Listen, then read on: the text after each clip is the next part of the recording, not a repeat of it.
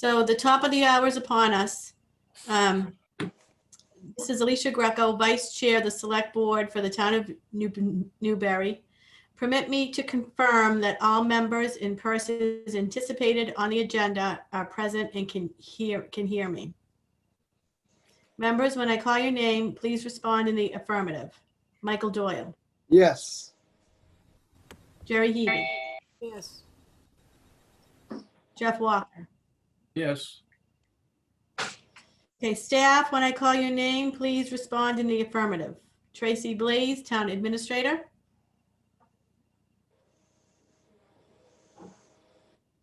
You're on mute. Yes. Julie O'Brien, Executive Administrator. Yep, she's waving. Martha Taylor, Town Planner. Yes. Eileen DeVoe, Town Accountant, Assistant Finance Director.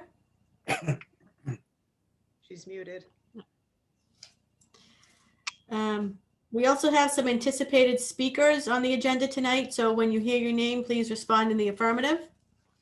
Ben Gahagan, Conservation Commission. I see you, Ben, but I think you're on mute. Yeah, yes. Oh, yep, I am, and I'm not here on Conservation Commission business tonight. I am here on business for the Division of Marine Fisheries. Great, thank you. Marshall Jesperson, Finance Committee Chairperson. I'm here and ready to go. Hey, Marshall. Tim Lamprey, the Tree Warden.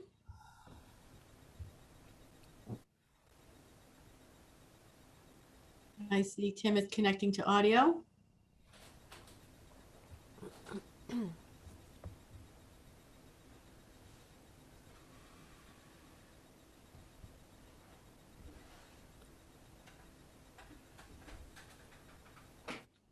Tim, can you hear me? Tim, can you hear me? Yes, I can. Great, thank you. Michelle Augeri.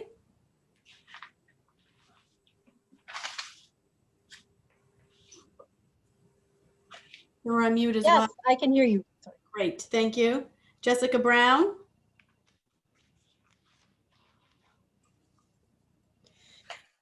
Glenna Etheridge. You can try to unmute yourself and just let me know that you're here. No. Mary and Bill Garrity.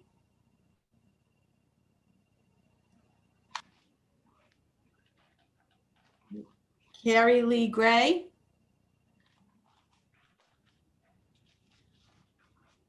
Lon Hackmeister.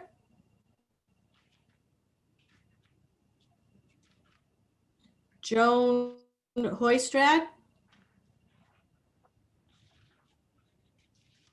Irene and Richard Johnson. Lisa Kenny. Lynette Leka. Irene Martinook, I'm sorry if I hacked that. Brent Mitchell. Sarah Noyes. John Protopappas. Catherine Rand. And Sarah Ward.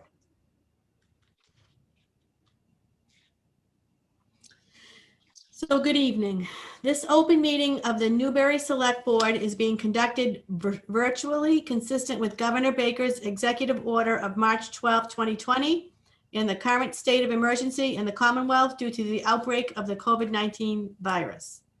In order to mitigate the transmission of the COVID-19 virus, we have been advised and directed by the Commonwealth to suspend public gatherings, and as such, the governor's order suspends the requirement of the open meeting law to have all meetings in a publicly accessible physical location. The order, which you can find posted on the town's website, allows public bodies to meet entirely remotely so long as reasonable public access is afforded so that the public can follow along with the deliberations of the meeting. Ensuring public access does not, however, ensure public participation unless such participation is required by law. This meeting will not feature public comment as it is not a public hearing. For this meeting, the Newbury Select Board is convening by Zoom. Meeting link as posted on the agenda on the town's website. All of the materials for this meeting, except any executive session materials, are available on the website, and we recommend that members in the public follow the agenda as posted on the website. We are now turning to the first item on the agenda. Before we do so, permit me to cover some ground rules for effective and clear conduct of our business and to ensure accurate meeting minutes. I will introduce each speaker on the agenda. After they conclude their remarks, I will go down the line of board members, inviting each by name to provide any comment, questions, or motions. Please hold until your name is called. Further, please remember to mute your phone or computer when you are not speaking. Please remember to speak clearly and in a way that helps generate accurate minutes. For any response, please wait until the chair yields the floor to you, and be sure to state your name before speaking. If members wish to engage in dialogue with other members, please do so through the chair and taking care to identify yourself. Finally, each vote taken in this meeting will be conducted by roll call vote.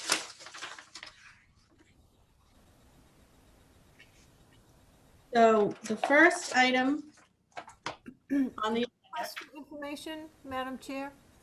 yes, May I inquire why you're chairing this and not Mr. Colby? Chairman Colby had a family emergency tonight that arose late in the day and is unable to attend tonight. Okay, thank you. You're welcome. So can I have a motion to open? Motion open. And second. Any discussion? All in Second. favor? Mike Doyle, Yes. Jerry Heavy, Yes. Can you hear Jeff me? Walker. Yes. Thank you. There's a report of Chairman Colby. He signed the PR 21-06 for Julie O'Brien and the VW 20-7 WB Mason Inc. for Selectman Michael Doyle. There are no grants, gifts, and donations. There are no public hearings. So we're going to move straight to new business. And the first is the Larkin Mill Dam removal, Ben Gahagan.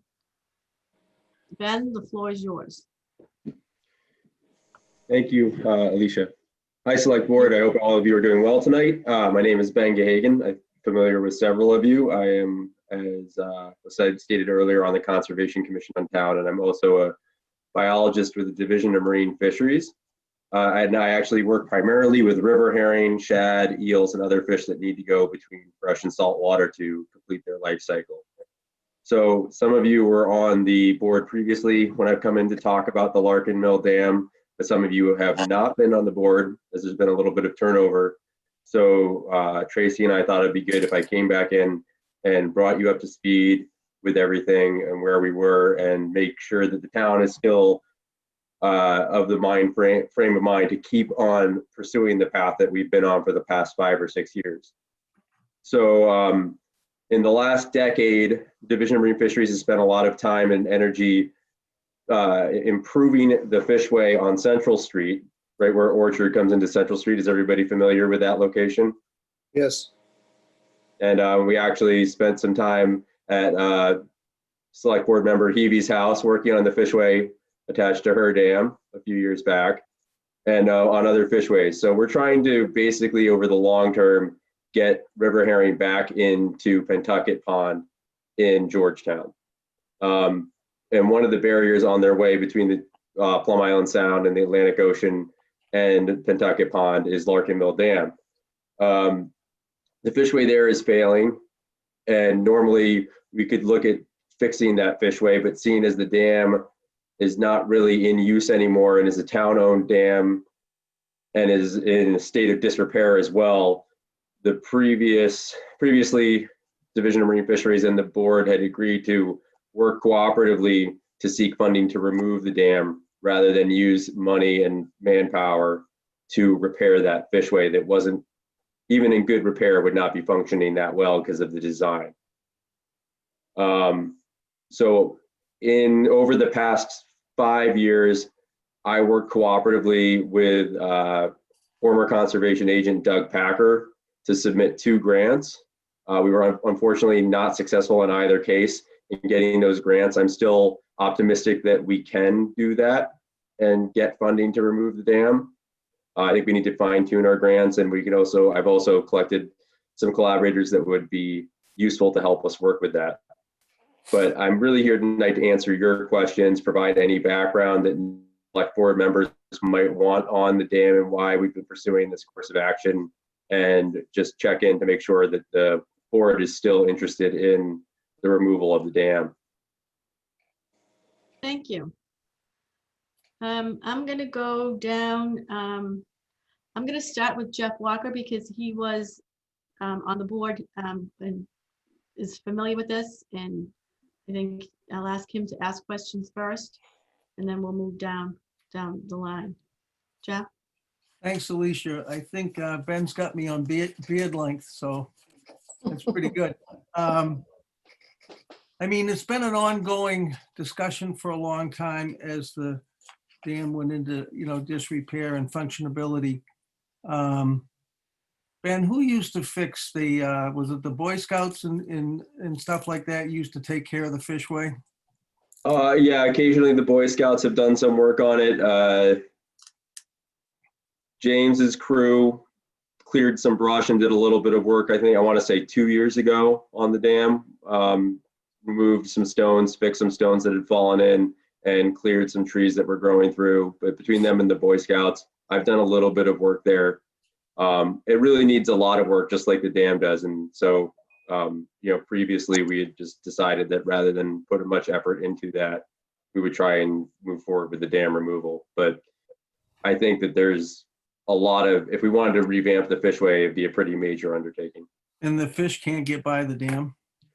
I have observed a lot more fish below the dam than I have observed in the fishway or ascending the fishway. I tagged over 2 years, roughly, I want to say 900 river herring, Jeff, and I didn't have any fish make it above that fishway.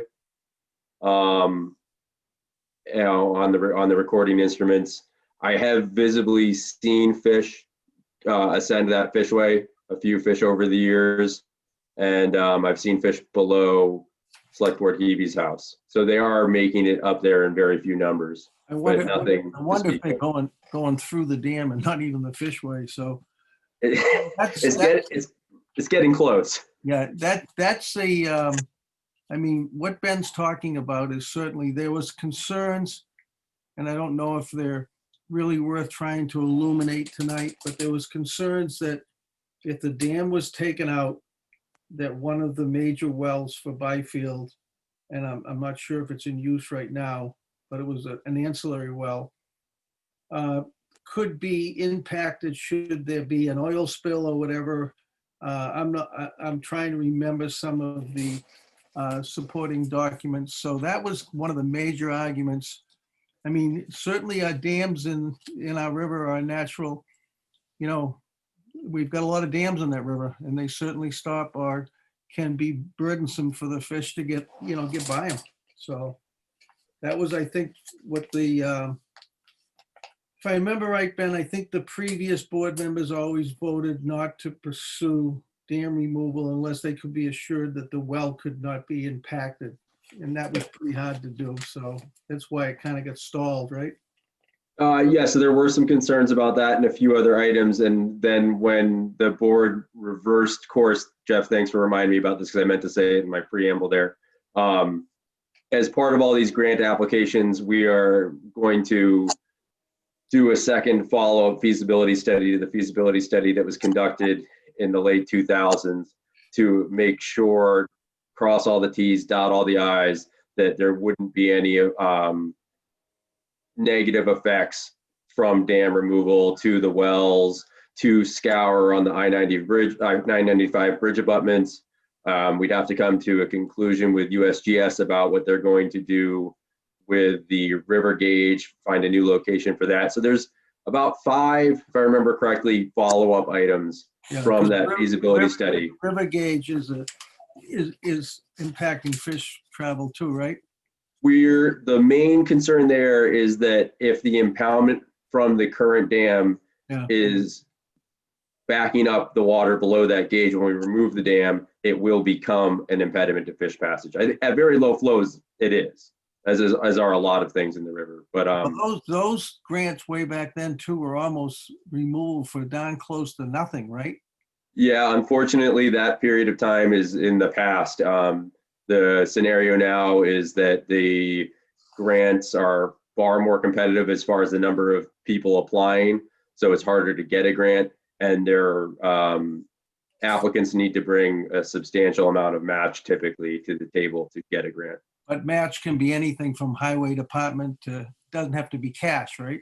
Correct. And in the past application the town put in, the most recent application in 2019, the highway department was going to do a fair amount of work related to the project that was going to provide most of the match for the work.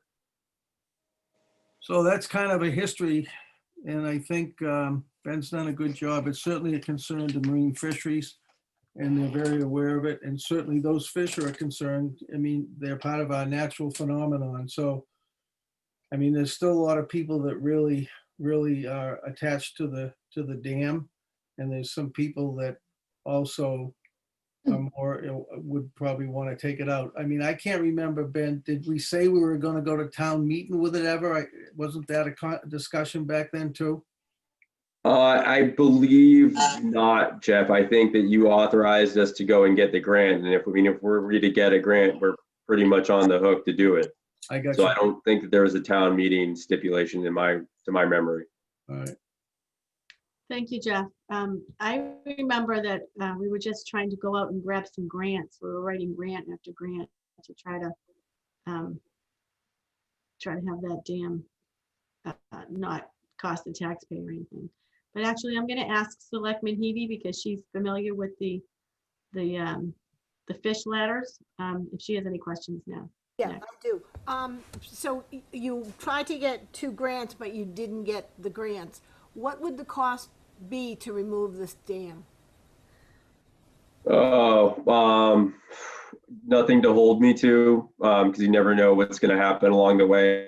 But I would say that a rough estimate's going to be somewhere in the $500,000 range. Wow. I think I remember half to 700,000. Yep. Yeah. Okay. And when you remove the dam, what is the effect downriver as far as flow will go? Is it going to cause flooding downriver or what? Do you mean without the dam moving forward, or do you mean the exact moment we remove the dam? No, not the exact, I mean, I realize the exact moment you're going to have a rush of water, but I mean, you know, in the spring, the Parker River really gets running. Is it going to cause flooding to anybody who's further downriver? No, that's a great question, and it's a really common question. So the Larkin Mill Dam, like all of the dams on the Parker River, are what are called a run-of-river dam. And what that means is that there's really almost no storage capacity there. So the flow over the dam is equal to the flow coming into the impoundment. So that's why it's called a run-of-river, because you're getting over the dam exactly what comes in. So it's not a situation where you have a dam with a lot of control structures and it's built for flood control, where you can, you know, if you see a hurricane coming, you can drop the impoundment 5 feet and you build up storage. It doesn't really provide any water storage in the event of high water, because the water is almost always to the top of the dam. So as water levels rise, it just keeps on adding to more water over the dam. So it doesn't build you like flood capacity or storage. It's just creating an impoundment behind it, increasing the amount of flooding upstream of the dam, really. And I think the impoundment has pretty much filled in too, Ben. I think it's, you know, a lot of sediment has has accreted on the bottom of that impoundment. It certainly seems that way, Jeff. So I think that whatever, I don't think it was ever really designed for that purpose. It was designed to be able to run a mill. So they would lower it to run the mill and store water to run the mill, but it wasn't really a flood control structure at any point in its history. Around how deep is the water that, I'll call it the retaining pond? How deep is that? Because I think it's no more than 5 or 6 feet deep in the middle. It's a very shallow, it's what I've been calling the impoundment. It's not a deep pond, but Jeff, you've spent more time on it, so perhaps you would know better. I think that equates depending on, how many years back it is, but I think you're probably pretty close.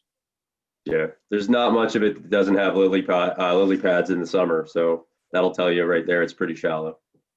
And are you going to remove the concrete? Well, I'll call it a fish ladder, but I believe that's a fish ladder, the old one that's there to the left of it before you get to the dam. Will that be removed as well? That's something that would be part of the, final decisions like that would be part of the secondary feasibility study. One of the outstanding questions is that all of the initial work leads us to think that it would be best to do the removal in the way that puts the river where the current stone part of the dam is. Technically, the dam, the entire stone and earthen section to where that fishway comes out at the top is dam. And then you have the bypass channel for the old mill. No one's been able to determine exactly where the old course of the river was, whether it went through the channel or where the stone part of the dam is right now.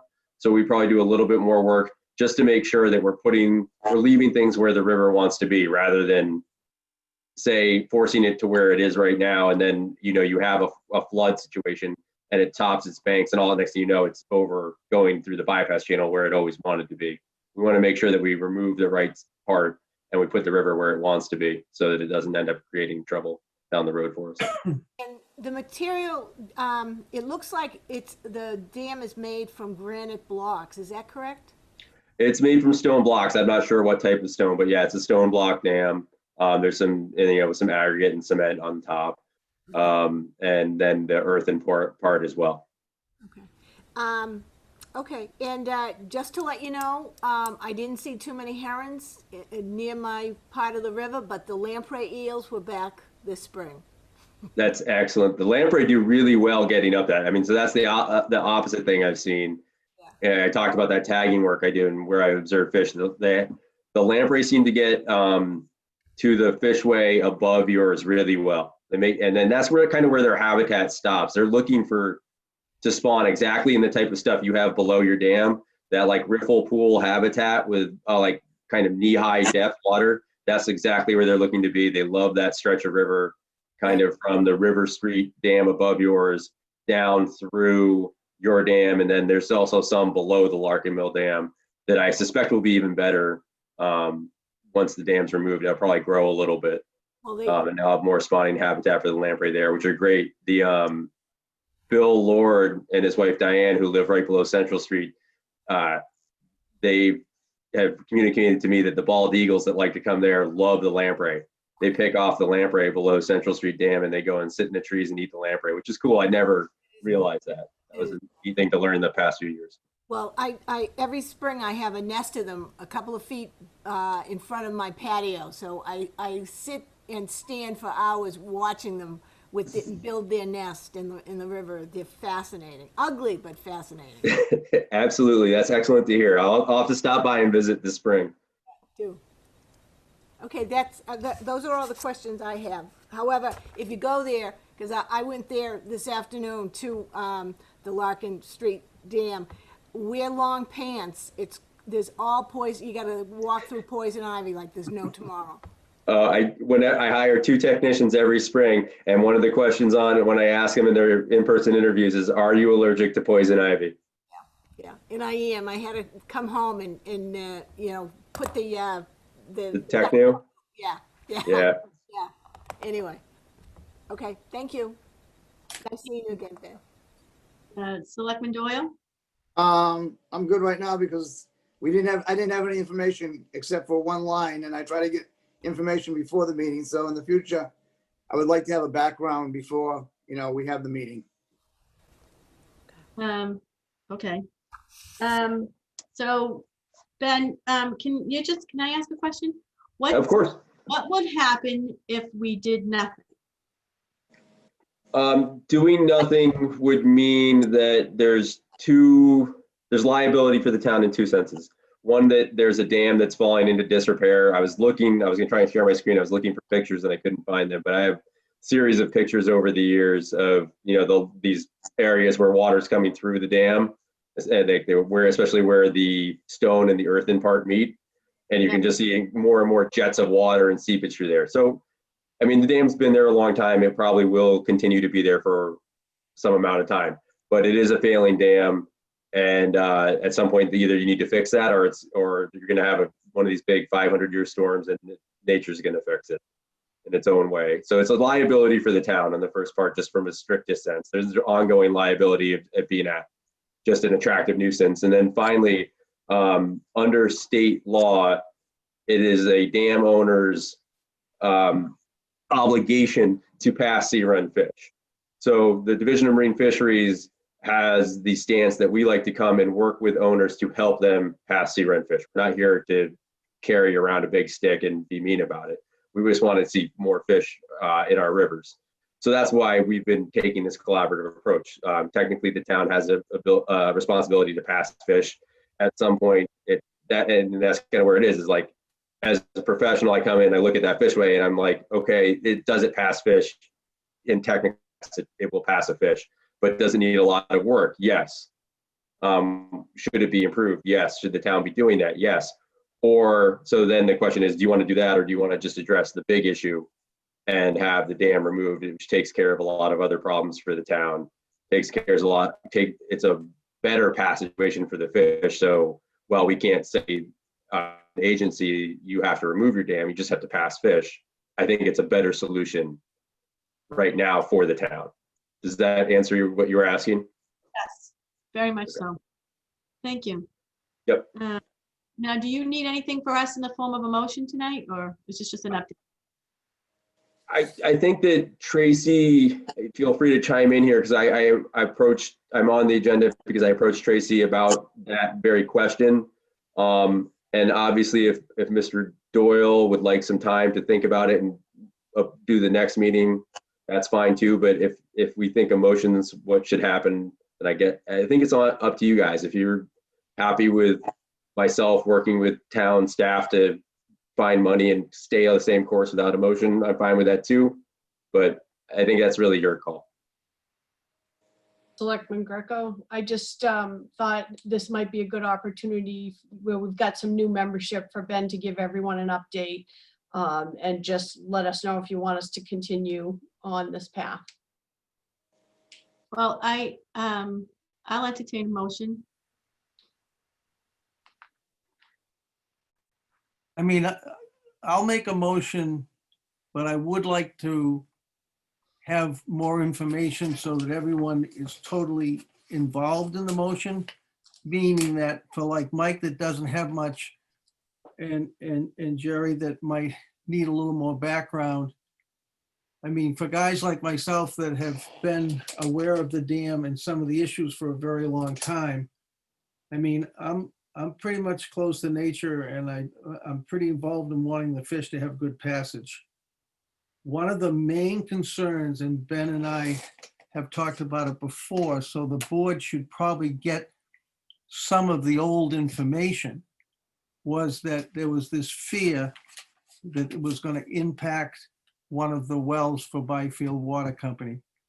And if that might not even be an issue now, and because, things change, but it would be good for everyone to realize that by maybe pulling up some of the old documents from that original, grant application, Ben.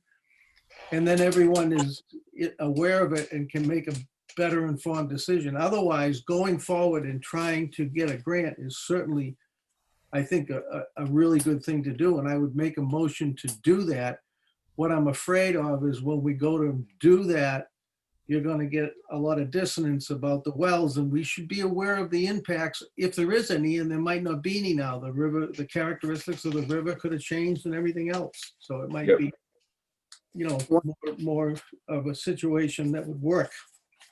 Yeah, and to that point, that was one of the, again, getting the grant, we would hopefully get the grant all in one big piece to do everything, but the way we structured all the grant submissions we've done and we would move forward with, and this is how we resolved that issue in the past, was that one of the secondary feasibility study items was to study, first of all, it's not a huge issue for the same run of river thing I was explaining to Ms. Heavey, because it's not slowing things up really, but we were going to develop an emergency response plan and make sure in case of a spill. That was one of the things that was a to-do item with the feasibility study, was to make sure it wasn't going to be a problem and develop an emergency response for any spill that happened on 95 to protect the wells. Which makes good sense. Yes. And that's what some of that deployment stuff they have now in place. Even the fire department has some, but there's a lot of technology now to stop some of the things such as that. Absolutely. And so that was, I think that was on everybody's mind, and that was the way, But what seemed my like a fear- reasonable way to do it. What my fear is, when you do the good work and get the grant and all of a sudden all this comes up again, it would be kind of good, I think, to do the groundwork at least a little bit as we move forward, so people are aware of it and suddenly don't, well, no one told me that. Well, it was part of the original concern, so we should know it up front. So Mike, did you have a comment? No, I was just gonna say, I was concerned, something in the back of my mind was talking about if there was a spill in 95, how would it be contained if the dam was gone? And I think that was just answered. Yeah. So I'm fine. So do we need to do anything, Tracy, so to have him start to get the feasibility study moving, or is that something that Ben can do on his own? We just wanted to know that the board was in favor of us moving forward with pursuing grant funding for this project, for the studies, the project, the engineering, everything that has to be done. So I think I'm confused. Does the feasibility study come before the grant application? It comes together, Alicia. It would be a component of the grant would be, there's a couple steps that need to happen to remove this dam. First, we'd need to do the secondary feasibility study to take care of all these outstanding questions like Jeff and I have been bringing up, and make sure that it is a dam that really is eligible for removal, because there are issues like the spill, there are endangering one of the wells for the town, or if there's some, we've done sediment testing and everything looked fine. We have to do more conclusive sediment testing. There's red flags that can pop up, and you want to get those all done. After that, we have to go through design and permitting, and then you would actually do the construction phase and remove the dam. So there's 3 things left. And when I talked about grant fine tuning and other stuff, right now, what are called shovel-ready projects are really the most competitive. So once you've already gone through all the feasibility study work and the design and permitting, the projects that are most attractive are these ones that are quote unquote shovel-ready and just construction projects. So I've been trying to find pots of money elsewhere in smaller places, or a few other things that might work out that I'm still pursuing, where we could knock out that feasibility study first and then go for the big bucks and get the dam removed. I think, Ben, that is an incredible way to go about it. And I think it's, my hat's off to you to continue to bang your head to do that, because, if you look at the big picture, the fish are important. If the town has to fix the fish ladder and it continues to disrepair, it's kind of a process in futility. So where the river changes somewhat, and maybe some of the uses of the well, we'd have to talk to Byfield Water a little. They might not even be drawn from that well. There might be changes we don't know of. So getting to that feasibility study would be a really good thing. And like Mike had just answered, always having in our mind how we're going to mitigate an oil spill on that bridge in 95. Jeff, did you make a motion? Because I'm comfortable now with How's what that? Was that a good motion? No, but I think, I'm I comfortable think now with what I I've would heard. make a motion that, I think it's good that Ben continue working towards a feasibility study so that we become smarter and more informed about our river. I and would the second bass that. Fish. And the I would dam. second that. Okay. So I think what I'm hearing, Jeff, is that you would like him to continue on the path for a feasibility study. So to continue on the path to, Well, you would need a feasibility study. We would need to know more about it before we said, let's take the dam out. And that's what Ben was saying too. So he's been working hard at trying to find a way to generate money, I guess, to put the feasibility study in place. And that would be, that's a tough task because there's other people that are stepping up that want their dams out. Question. we have discussion now. Jerry? Yeah, does he need a grant in order to do the feasibility study? How, If the town wants to, the feasibility work will probably be between $50,000 and $70,000. Be my guess. Maybe it'll end up being less. So if the town wants to pay for that, fantastic. And that'll make the project a lot more grant attractive. So far we've been trying, I guess my sense had been that the town was not that interested in doing that. can you But get grants to pay for this 50 to 70,000? sorry, I missed the first part, Jerry. Can you get grants to pay for this 50 to 70,000 feasibility? It's possible. It's a harder thing to get grants for, but sometimes you can. I would suggest that, and I want to be careful not to overstep anything here, but I would suggest that if the board were going to make a motion to keep construction out of what they're authorizing us to do, that you still include design and permitting for the reason of it being a more attractive application. Okay, thank you. Yep. Any more discussion? Question?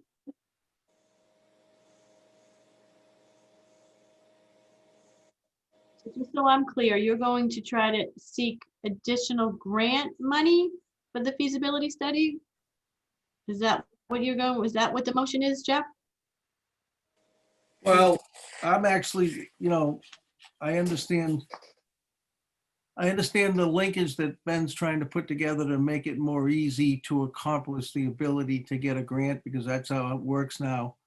But I think that the resistance, unless the board sees differently, and I'm only one person, I think the resistance that we had before was because of certain issues that, before we try to procure a grant and sign on the dotted line, it would be kind of nice to know if those issues still existed. Yeah. So my question is, does he need to do the feasibility study to determine if those issues still exist? I'm thinking yes. Yes, and I just also want to point out that if the feasibility study says that these are real, no matter what you say that Tracy and I can go do now, you can say, yes, go out and try and get a big grant application that covers everything. If the feasibility study says it's not going to work, then we give back the money that was outside the feasibility study and we don't do the project. So I understand what board member Walker's trying to say here, but I also think that you're in a way making it more difficult to move forward if we're successful. Because if the feasibility study is the first step that has to happen. And if it comes back with something that blocks the project, then it comes back with something that blocks the project and you don't move forward. You own the dam. You get to make that decision as a town. So if the feasibility study says something that the town does not want, gives the town a reason not to want to remove the dam, then you terminate the contract, you give back the money outside of the feasibility study, and that's fine. But if you say, don't even try and get construction money, it narrows the window of what we can go for and what we can try to accomplish. That would be my one comment about that. All right, can I ask one thing? all that work that was done before with the feasibility study and all that, why is that not relevant information now? Oh, it's absolutely relevant information, Jeff. It's a great question. And it's what's guiding the second feasibility study, which isn't uncommon. And also at this point, that feasibility study is 12 years old. So like you said, things might have changed. It's not uncommon. I mean, I'm working on another project on a larger river where we just spent like 250,000, 180,000 2 years ago on a feasibility study. And we have follow-up feasibility work to do, because it revealed that there may be one or two things that we need a harder look at. And so it's not atypical for this to happen, where you do a feasibility study to start off a project, you find some red flags, and you need to go back and really make sure that they're not going to be real problems, or that you can address them in some way as you move forward. Nobody wants to remove a dam and create a hazard. That's the last thing that people want. Well, my only concern is that, I mean, I don't have any issue with you going out and trying to procure a grant and trying to get the dam removal. It's just that if we do have an old feasibility study, it's going to illuminate the issues that might or might not be in place. It might be kind of good just as a prevost to get it to Jerry, to get it to Mike, to get it to Alicia again, so at least they know what you and I are talking about. You know, Absolutely. I think that the town has it on their website. you just give them the information or the time to look at that information, so they have, a more informed point of view, and then we can make a, more informed vote. Yeah, and I'm happy to send in whoever you need me to send it to, the 2 applications that Doug and I put together over the past 4 years. And I think, like I said, the only reason that I'm saying this is if the issues still are in place, we're going to get the same kind of pushback from probably the fire and Byfield Water and all that stuff, whether it is or it isn't. If we get those pushbacks, it's going to cause us as selectmen to waver again like we did before in the whole 5 yards. So it might be good for them to just have the information up front so we know what we're dealing with.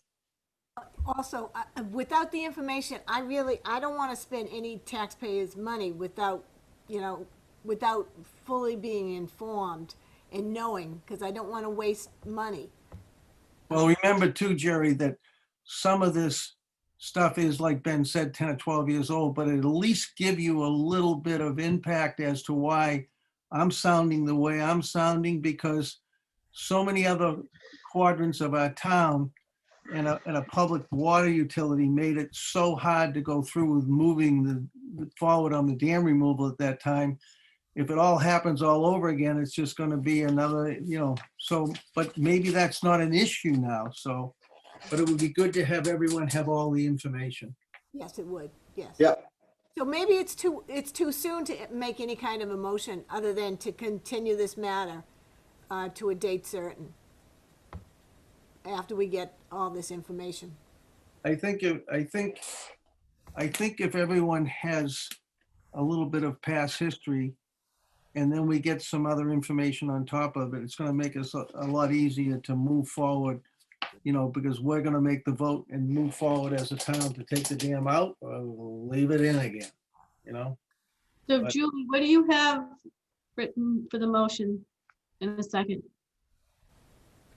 Well, the motion's probably kind of changed because Yeah, what Ben said was it might be really easier to get a grant, and I agree with him, if you attach the, initial study to the whole building design project. So it would be good for the board to just understand what the issues were with the oil spills, the well, and everything else, because they're all going to come up again.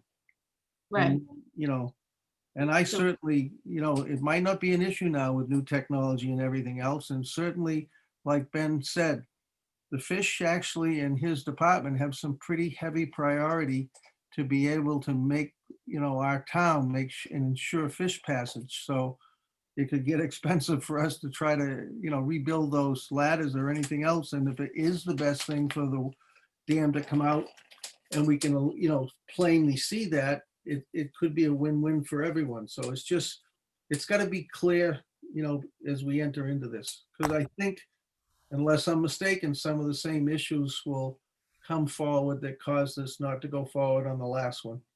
Well, Jeff, technically it did go forward on the last one. Well, no, the feasibility study, but the well, the dam's still in. Correct. Yeah, I'm just saying that the last time the board approached this, you'll see, the board members will see that in our applications, that they're very focused on those issues that were raised by the first feasibility study, so that we can move forward with everything. But that's fine. No, Okay. they did a really good job with that. That was a good study. So it'd be good for people to be able to read it. And I imagine that it'll be just as good this time with a little more information. What do we have for a motion? So what I have written down was that we move to continue working towards a feasibility study. And like Ben said, that it would be good to attach, and correct me if I'm wrong, Ben, the feasibility study to build and design, because it's very competitive out there now. So why don't we just table this? I'll make a motion to table this so we can get everyone have kind of a little bit more information on this, and JR be present too. And then we can make an informed vote on where to push Ben into moving towards a feasibility study and the build and the design and the build and the removal. I think- I'll second that. Yeah. And a lot of that comes, Mike, from, you don't have a lot of knowledge of the old process, and I don't. maybe Jerry doesn't either. JR might remember some of it, but he might not. And Alicia, you certainly don't remember some of I that. remember that there was an issue with the water, with the well, and I remember Ben going forward with it though. Okay, so we have a motion to table this to our next, I don't know if it'll be our next meeting, but we'll table it until everybody can review. And then we'll be back for another discussion. So Okay. I need to do a roll call vote. Jeff Walker, Yes. Mike Doyle, Yes. Jerry Heavy,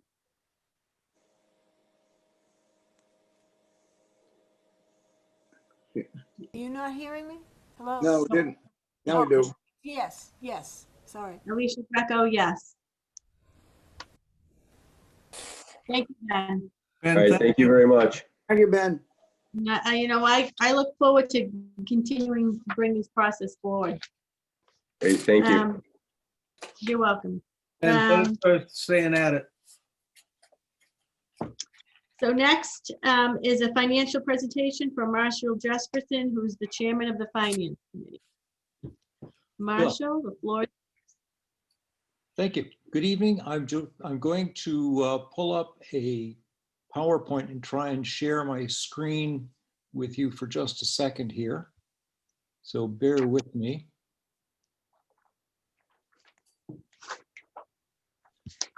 Okay.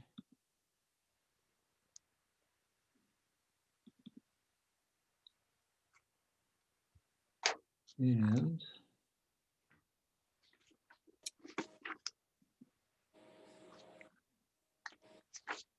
okay, now, is this being shared with you, or can you see the screen?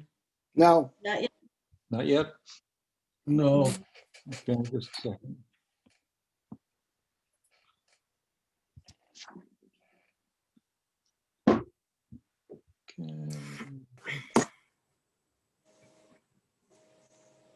Okay. The host has, you can either enable me to share the screen, or I can do it without the PowerPoint, either one.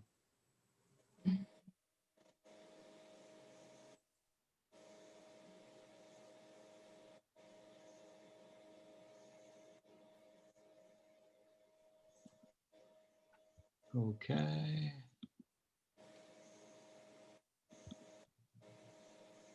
I see it, Marshall. Okay. I got it, Marshall. All right. So here we go. So thanks all for bearing with me. This is something that we've been working on for quite a while. But from time to time, it's good to take a look at where we've been and where we are today. Now, the Finance Committee did this analysis in 2009, 2010, and presented it at several public forums at that time. Now it's 10 years later, and we're updating that earlier study, and we'll make the results available on the town's website. It's our hope that with a knowledge of our fiscal past and present, will help formulate an active discussion on what future actions will be best for the town of Newbury, whether and whatever the changes are that are inevitable in the 21st century. Okay? So just briefly, this slide basically says it all. The authors of Prop 2.5 back in 1980 showed that it was a good number historically for coming close to the cost of living increase. If a town determined it needed more revenue, it could override the limit by 2 votes, one of the residents, one of the annual town meeting, and one at election. As you may have guessed, the increases have not kept up with the rate of inflation. Now, there are some factors that impact Newbury's financial situation. One is the cost of living. 2, we have volunteerism. 3, state mandates, and 4, rising taxes. So let's go to the first factor. Now, every year, the federal government publishes the annual increases or decreases in the cost of living, although they've all been increases. What I did is in our analysis, we used $1,000 in 1980 as our index, so that it made the math pretty easy. The index, so we indexed the cost of living in 1980 because that was the year of the Proposition 2.5 passed. And the higher cost of living in 2020 is indexed by the government for the effects of inflation, and we did this for New England. Number 2, volunteerism. In 1980, there were more of our citizens who worked in and around Newbury. Thus, the system of having volunteer fire companies worked well, and volunteers also served other needs, both in the town government and in the school system. We had state mandates. The mandates that have been levied on all the cities and towns in the Commonwealth, not just us, have often come with promises of funding by our state government, but the funding has been woefully lacking. And those burdens then land on the municipalities of the Commonwealth. And finally, the town revenue that was $1,000 indexed back in 1980 is now $2,580. And that would be the maximum, actually, if we did 2.5% every year. But there were years we did not do 2.5%. And this year, in fact, is one of them when we're only up 1.6%. Now, our costs have increased as well. And they were indexed at $1,000 in 1980. Now they're $2,649, or more than our levy limit, had we done all of the levy limit. And the Social Security increases, because that's one of the other things that we track, has actually been up more than either one of those at $2,770. So thanks to the magic of compounding, that small difference between our costs and our income leaves us with a shortfall of just over $800,000 a year compared to 1980. Now, that amount does not include the cost to Newbury of unfunded or underfunded mandates from the government. They're mainly levied on the school system. So what are the effects on the town departments? And you might say, well, how did we survive all of these cuts in revenues? It's not a question that's unique to Newbury. It's played out all across the Commonwealth. And there's not one simple answer, but a number of things that have been done over the years have helped us to compensate for the loss of the mandated that have been mandated by 2.5. Town administration, we've cut staff in some areas, and we've hired professionals for some of those positions. Now, we've had fewer volunteers. As you know, in the fire department, the volunteers covered a lot of stuff. And basically, when you have volunteers, what you have is people who are really donating time to the town, time in lieu of money. And so that works really, really well. And our volunteers actually have been marvelous in this town, including the fire department, who has built they raised and built a new fire station in Byfield. The police department had staff cuts and coverage cuts. One of the things that you may remember is that the police department used to be the ones who funded our lifeguards on Plum Island. We haven't had lifeguards on Plum Island for quite a long time. So the DPW, our DPW, when we went through some of these cuts, actually went all the way down to less than half of its original contingent. It continues now to recoup. So we've come back about half of the loss we made, and but the capital maintenance on the DPW was deferred, which resulted in the disruption of town services when the town barn was condemned and the DPW had to move out during the winter time. They moved out all of their operations in the winter. It was quite a terrible thing. Now, the new director has leveraged the capabilities of his staff by appropriate use of capital and equipment to replace man hours, and his department is working very well. I think you'd agree. We also had the library with staff reductions, and they have had to obtain waivers to maintain their accreditation and membership in the Interlibrary Association.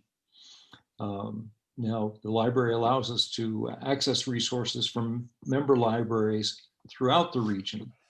And the library also benefits from the nonprofit Friends of the Newbury Library, which runs events and brings funding to the library. But the schools have been hit harder than any other department. Now, Newbury has been justifiably proud of its schools.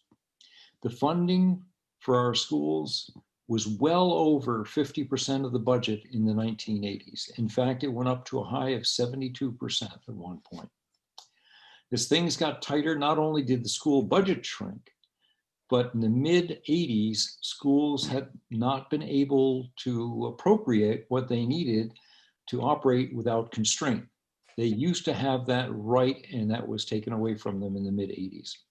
So, and both unfunded and underfunded mandates made a difficult situation even worse.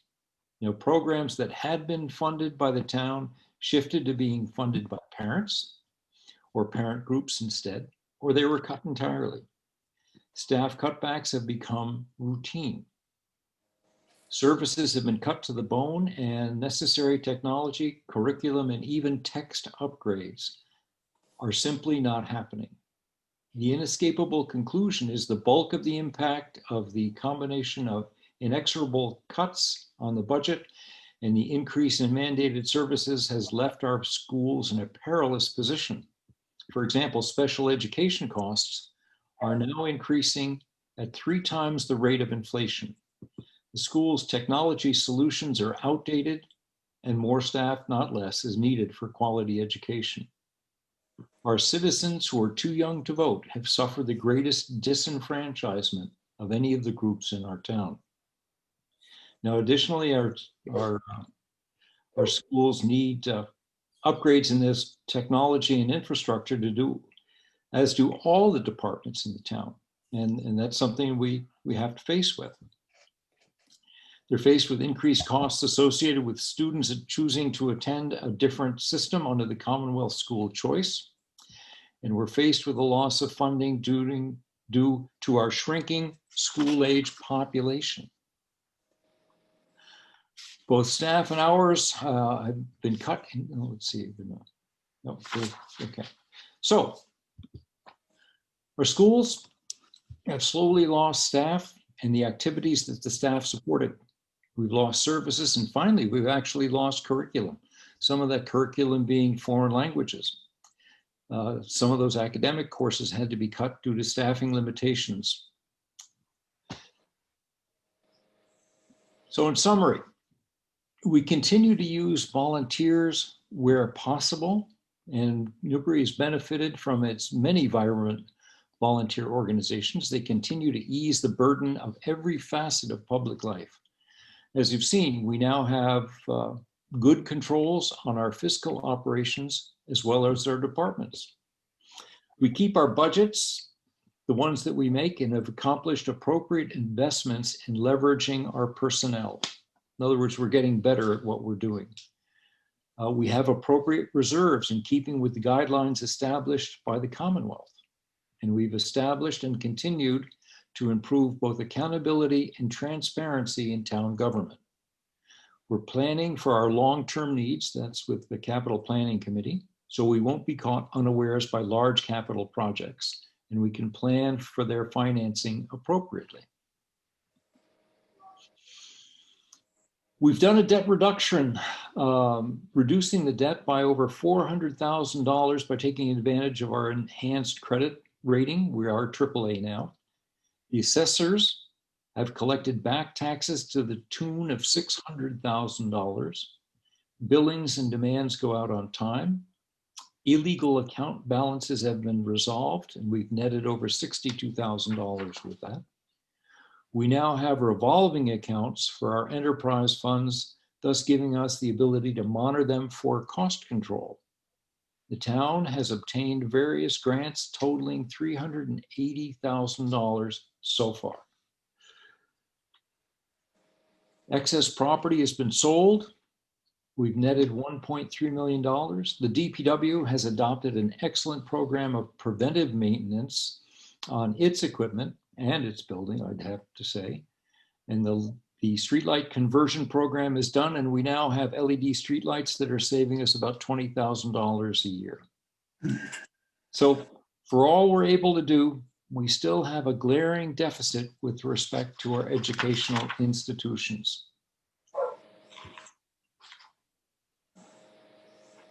Now that we have some idea of our financial history and the condition of our town, I hope that reality will color your thinking about town matters.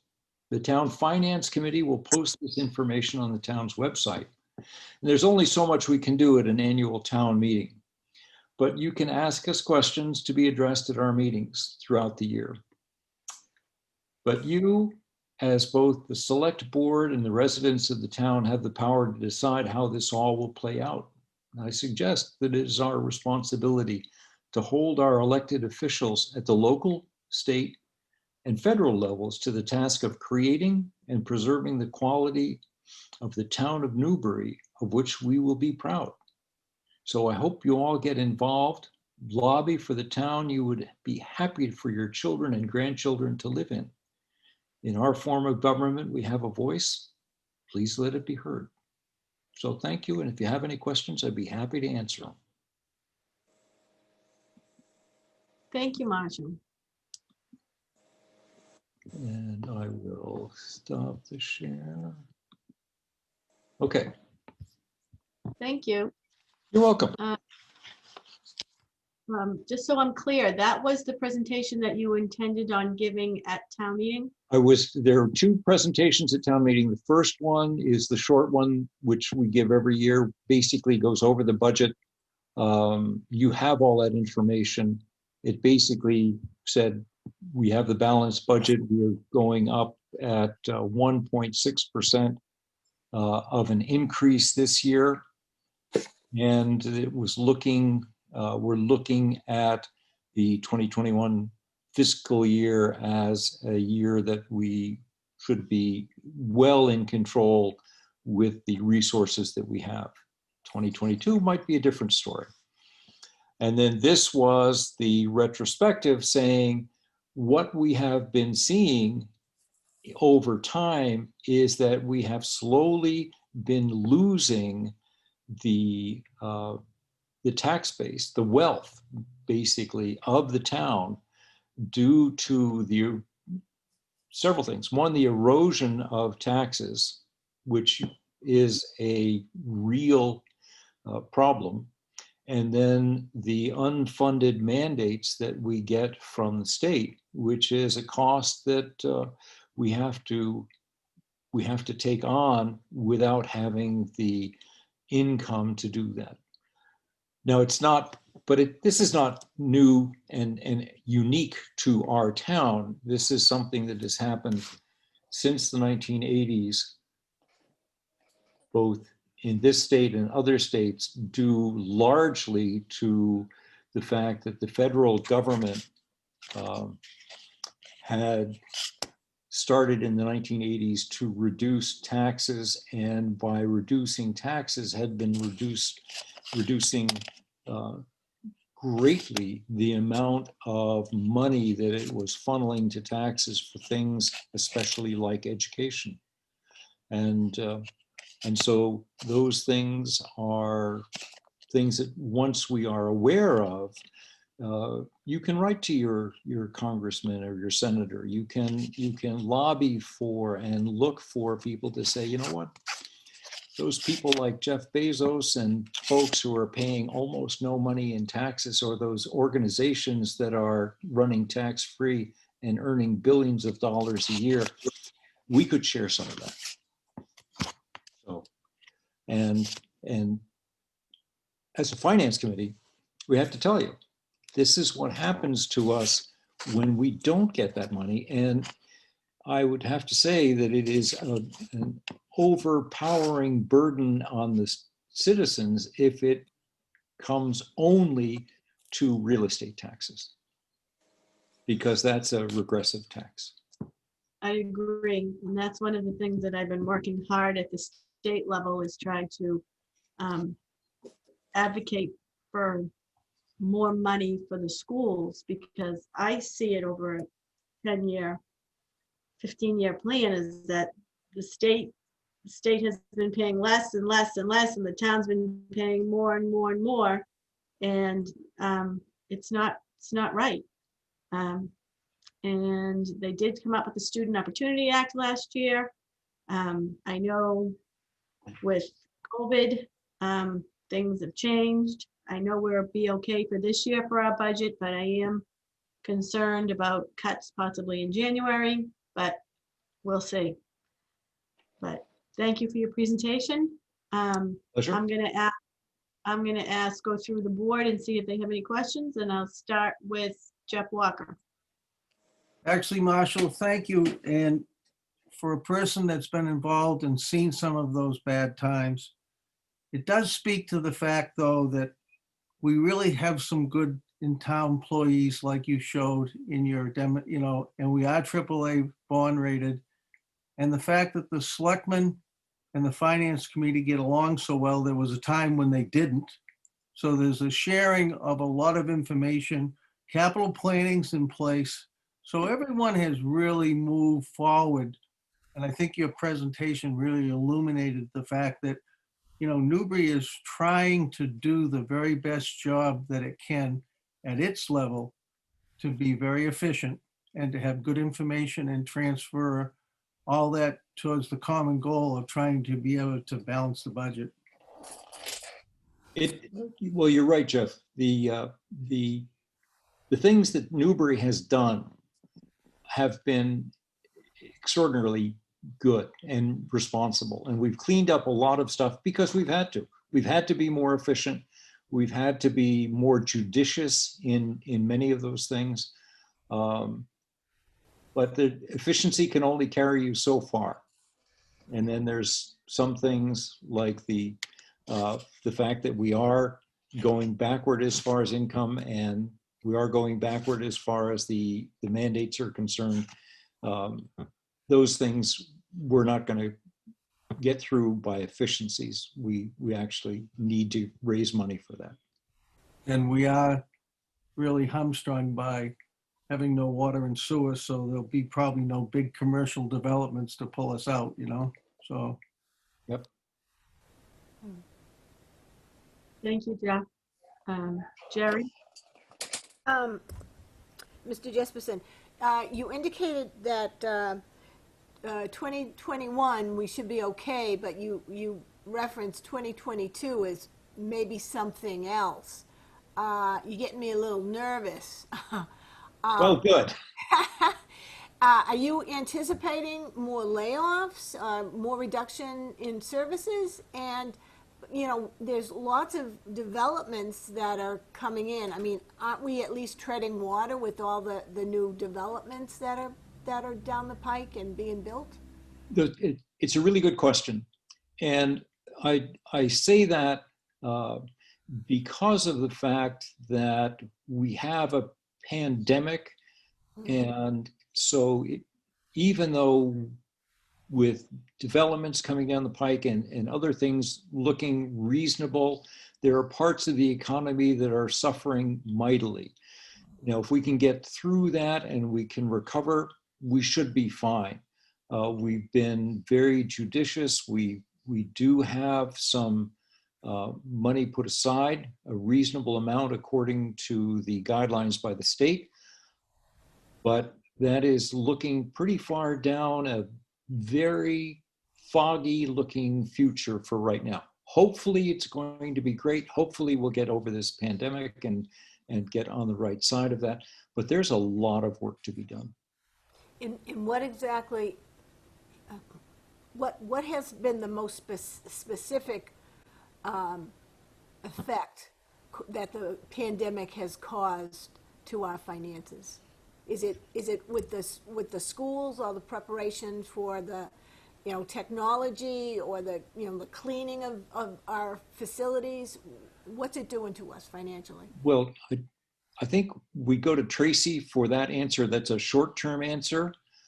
For that particular question, the longer-term question would come from, are we going to have larger amounts of unemployment? Should we have a rebound in the virus? And could that affect our tax collection in the future? Okay. So Tracy, I'd let you comment on. Has there been a slower payment of tax bills? Has Ms. Blaze, have you seen that? I mean, are people, you know, like starting to default or any, you know, foreclosure? No, we've been very fortunate to date. The tax collections are still coming in at a very high percentage rate. We do generally this time of year, we look at our tax takings. So we analyze who hasn't paid, what amounts are outstanding. We're not seeing a significant increase from last year or the year before that right now. In terms of fiscal year 2020 closeout, we are not in a deficit position in any areas yet. The town accountant has been working on the CARES Act. I think she's been pulling some of her hair out over the last week or so. I've heard some words from that office I haven't heard in the past. But she's got most of the work completed and submitted for 2020. I don't anticipate any deficits. I think I reported to you previously, we've already received over $110,000 in grant funding through CARES. So, you know, as it goes on, are there question marks? And I think for sure, you know, you mentioned kind of a foggy outlook, and I think that's a great way to put it. None of us have a crystal ball at this point in time. There's a lot of if-thens that may occur, but we have been very disciplined in our spending. We've been very conservative in our spending.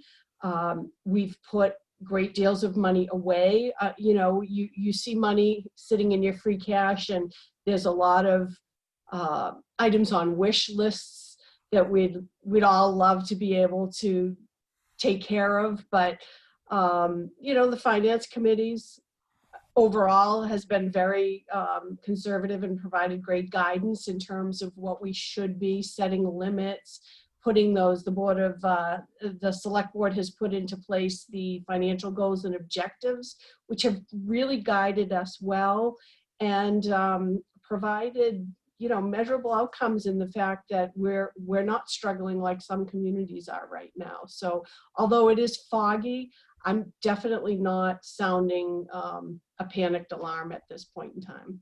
Okay, thank you very much. Thank you for your presentation, Mr. Marshall. You're welcome.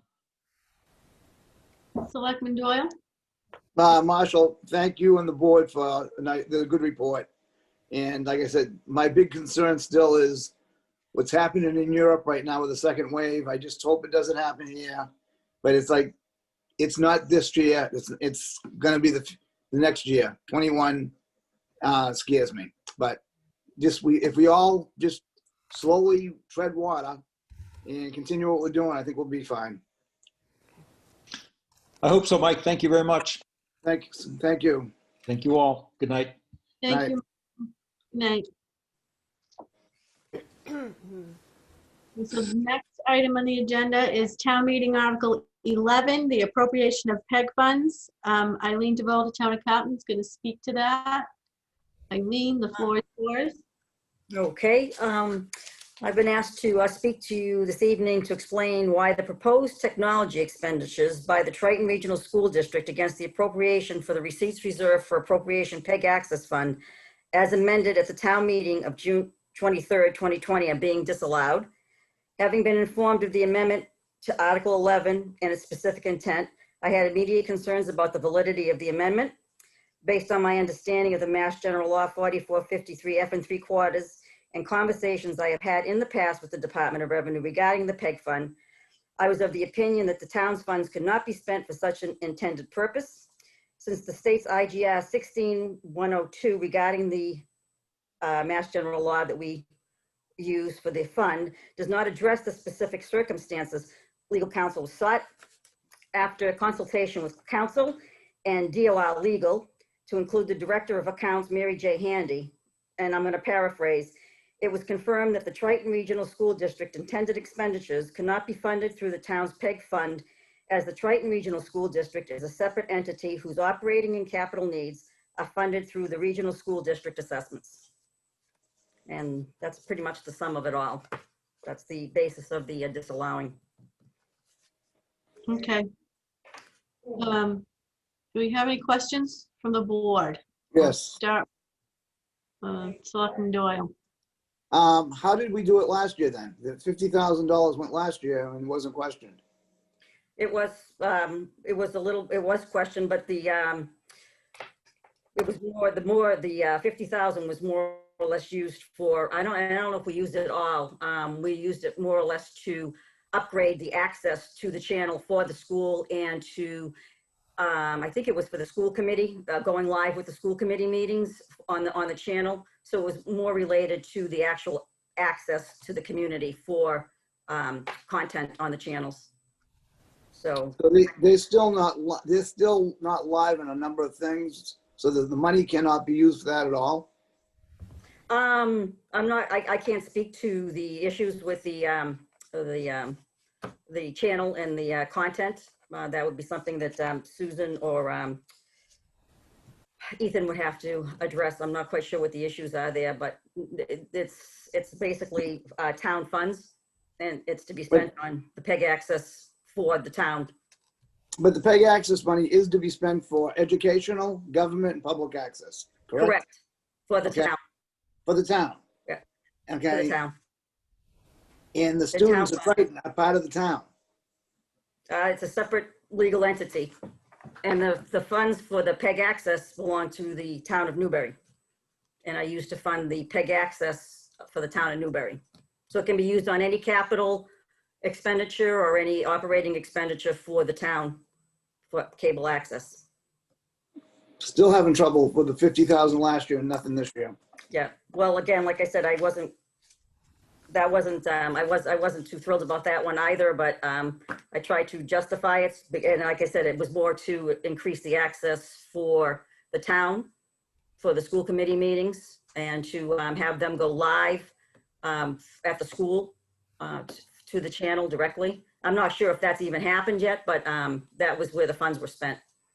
In the future, I would like to see updates more frequently than just having this dropped on us tonight. I mean, it's like, if you knew this was a problem, because I know members of Triton spent a lot of time putting to use how they were gonna spend that money.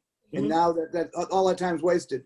And if we knew this was gonna be a problem, we should have addressed it a lot sooner than this. Well, and again, like you said, that I believe the amendment was made on the town meeting floor for the article. When the article went to town meeting, it didn't include the PEG access funds for Triton. So I never questioned the article. I was on vacation, and when I came back, that's when I found out about it and questioned the amendment. So it's only been a couple of months. Our town meeting has been, we had a late town meeting in June, so it hasn't been like this happened in April.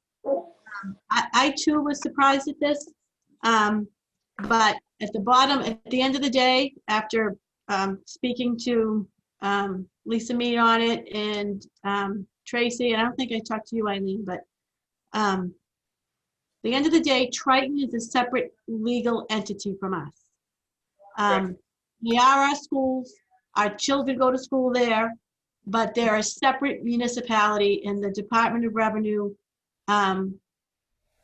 this allows those kind of expenditures. Now, does that mean that we cannot support Triton?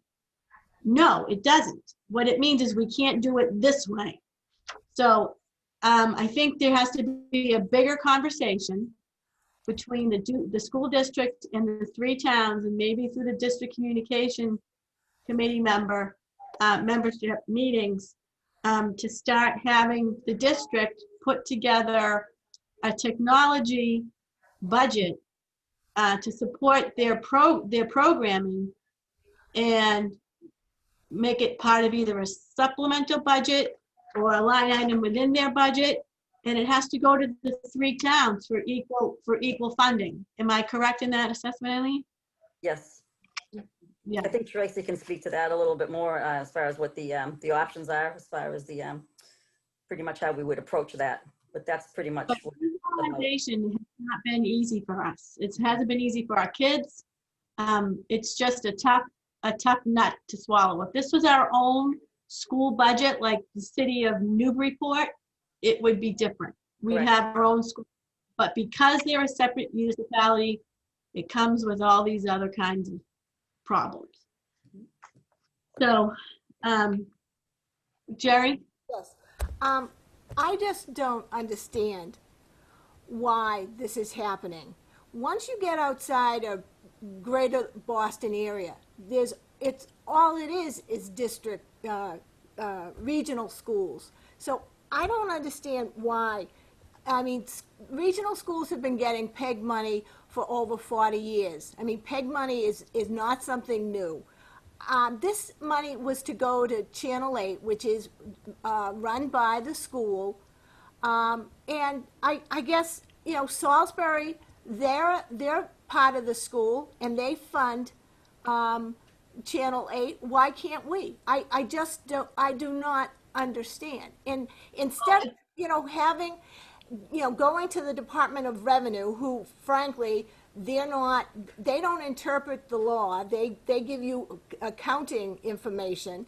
And, just because you cite a Massachusetts statute, let's think outside the box and figure out how we can go about helping these students. Mr. Marshall, as a financial person, he just said, and he said the technology is outdated. There's a greater need for technology, and there's a deficit regarding education, and our younger students, the non-voting members of our community, are the ones who are being disenfranchised. So let's think outside the box instead of saying, no, we can't do that. Maybe we need a 501c3, which is how Salisbury does it. So let's do that. Correct. Is it right to shortchange these students? And we know because of the pandemic, technology is even now more important than ever. And this money was to go to Channel 8, which is run by the school. And I don't understand why this can't be done. I really don't, unless you just have a mindset that you don't want to use this money. You're saving it for maybe something else. So I think we need to, think outside the box. And I'm a little surprised that you folks would go to Lisa Mead, because her contract with the town specifically says she doesn't give advice on cable issues.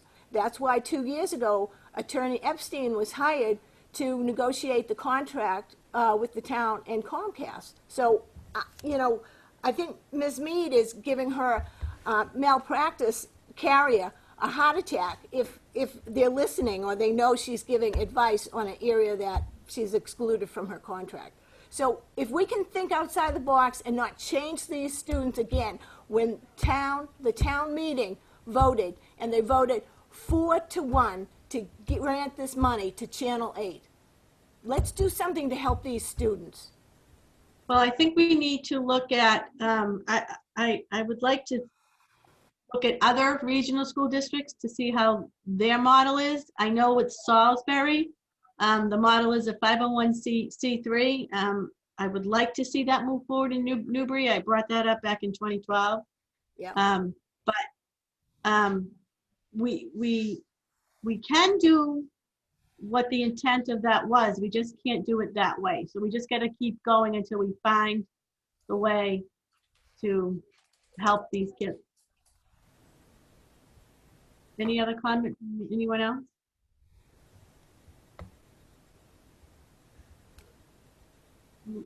Okay. Thank you very much, Eileen. Okay, thank you. Night. Is there a motion? Do we make a motion on this? I mean, is this just, don't you need a motion to do something? What are we gonna? I don't know, to just table this money? It's disallowed. I mean, can't we just keep this motion and just table it? I mean, Well, there's no motion. So what does she mean by it's disallowed? it was not considered a legitimate way to fund. By whom? The Department of Revenue? Could I see the letter from the Department of Revenue? Can I see the letter, the documentation disallowing this? Is there any? Or is it just a phone call? Once again, Sure. we go into meetings without all the information in front of us, and that gets me irritated. I mean, A one-line sentence in my document, town meeting article 11, appropriation funds. That's all that was in my document. We should have had the background of this way before we sat as selectmen. Okay, this is once again typical operating procedures, which I am fed up with. Well, quite frankly, Mike, we have to meet in public to have these conversations. We can't talk about these No, items. but in our packet, we can have information so we can make informed decisions, Alicia.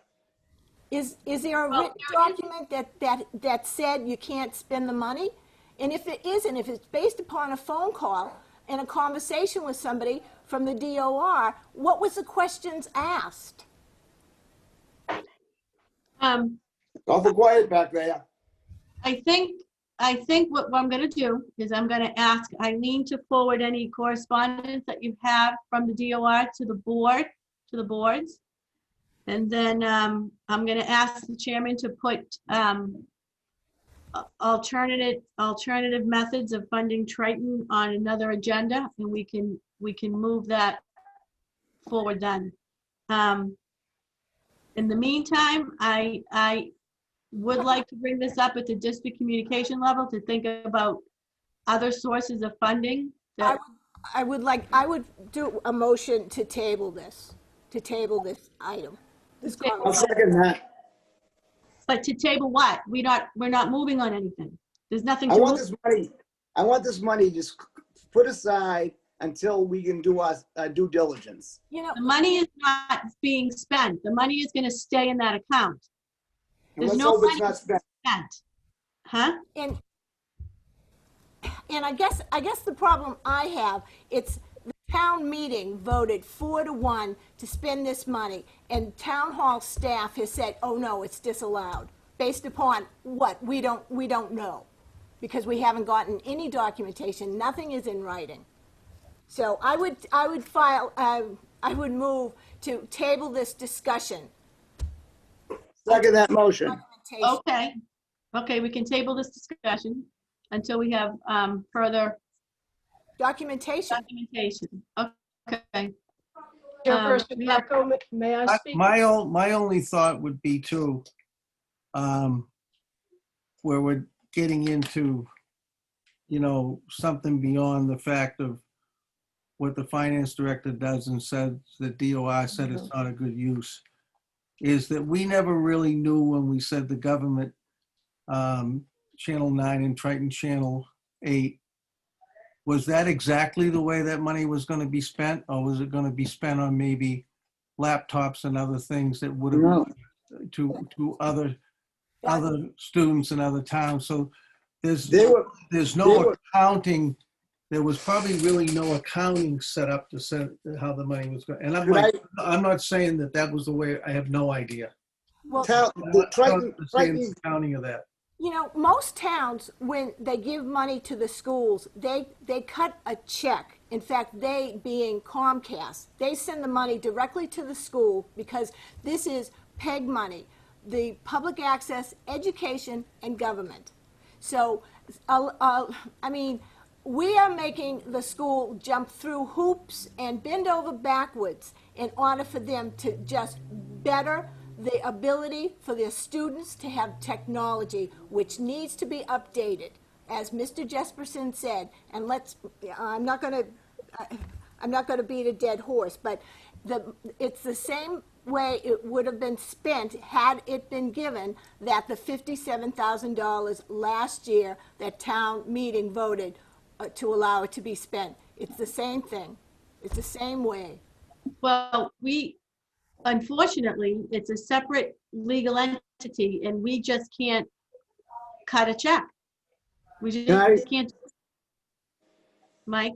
can I please see what Triton submitted? Can we see what they were going to spend the money on and see how they Yeah, were? you know what? Can that be sent to Yeah. the slide bill? Yeah. I think what we'll do is I'll ask the town staff, and I think the town administrator wants to speak as well, but I'm gonna ask Eileen to just put together a timeline and series of emails and send it to the board so they can understand And Please maybe do. trade documentation from the Department of Revenue for everything. in writing. Want to Yes. speak? Just to be clear, the Department of Revenue is our regulatory agency, and we answer to them. They pay very close attention to all of the actions that the town of Newbury takes relative to legal and financial matters. So if they tell us, the director of the Bureau of Accounts, as well as the head of the legal department at the DOR, that it is an illegal expenditure, we will not cut that check. We are subject to, we have I take issued. great exception to your saying that it's illegal. Excuse me. I really do. I take great exception for your saying that it's illegal. But it is. I'm not saying it. I'm offended. But I'm not saying it. I wasn't comfortable making that determination. That's why it was brought to the attorneys to make that determination. an attorney who doesn't. But guys, excuse me, respectfully, I'd appreciate it if I could finish my comment. There are things that will come before us that need an attorney to evaluate. I'm a finance person. I'm not an attorney. And when the town accountant, who is indeed the holder of the purse strings, according to Mass General Law, has that authority, comes to me and says, I have concerns about this issue. Then it goes up the ladder for a definitive determination, which we got. We went through Town Council, Department of Revenue Legal, and the Director of the Bureau of Accounts, Mary Jane Handy. That may not mean anything to anybody sitting here, but it does to us because they are our regulatory agency. So that's what happened. This happened on the floor at town meeting. None of us were aware of it. We would have, you know, as Selectman Doyle said, normally you would research all of those things ahead of time. We didn't know this was happening. So now we do, and we have a letter from them telling us not to spend those funds. If you want to move forward, you know, I'm not signing off on it. If the board wants to sign off on it, that's fine. You know, Can we be informed on a more timely basis when this stuff happens, though? When did you get the letter from the department? How long ago? I'll have to look. I notified the chair and the vice chair immediately upon receipt, and we put it on the next agenda for discussion. As I do But the in rest of the all board, things the that rest of happen. the board doesn't get to know anything about it. We don't deliberate outside of meetings. We get to know at the same time, which is what's happening now. Yeah, but there was Exactly. nothing in my packet, though. Once again, nothing in the packet.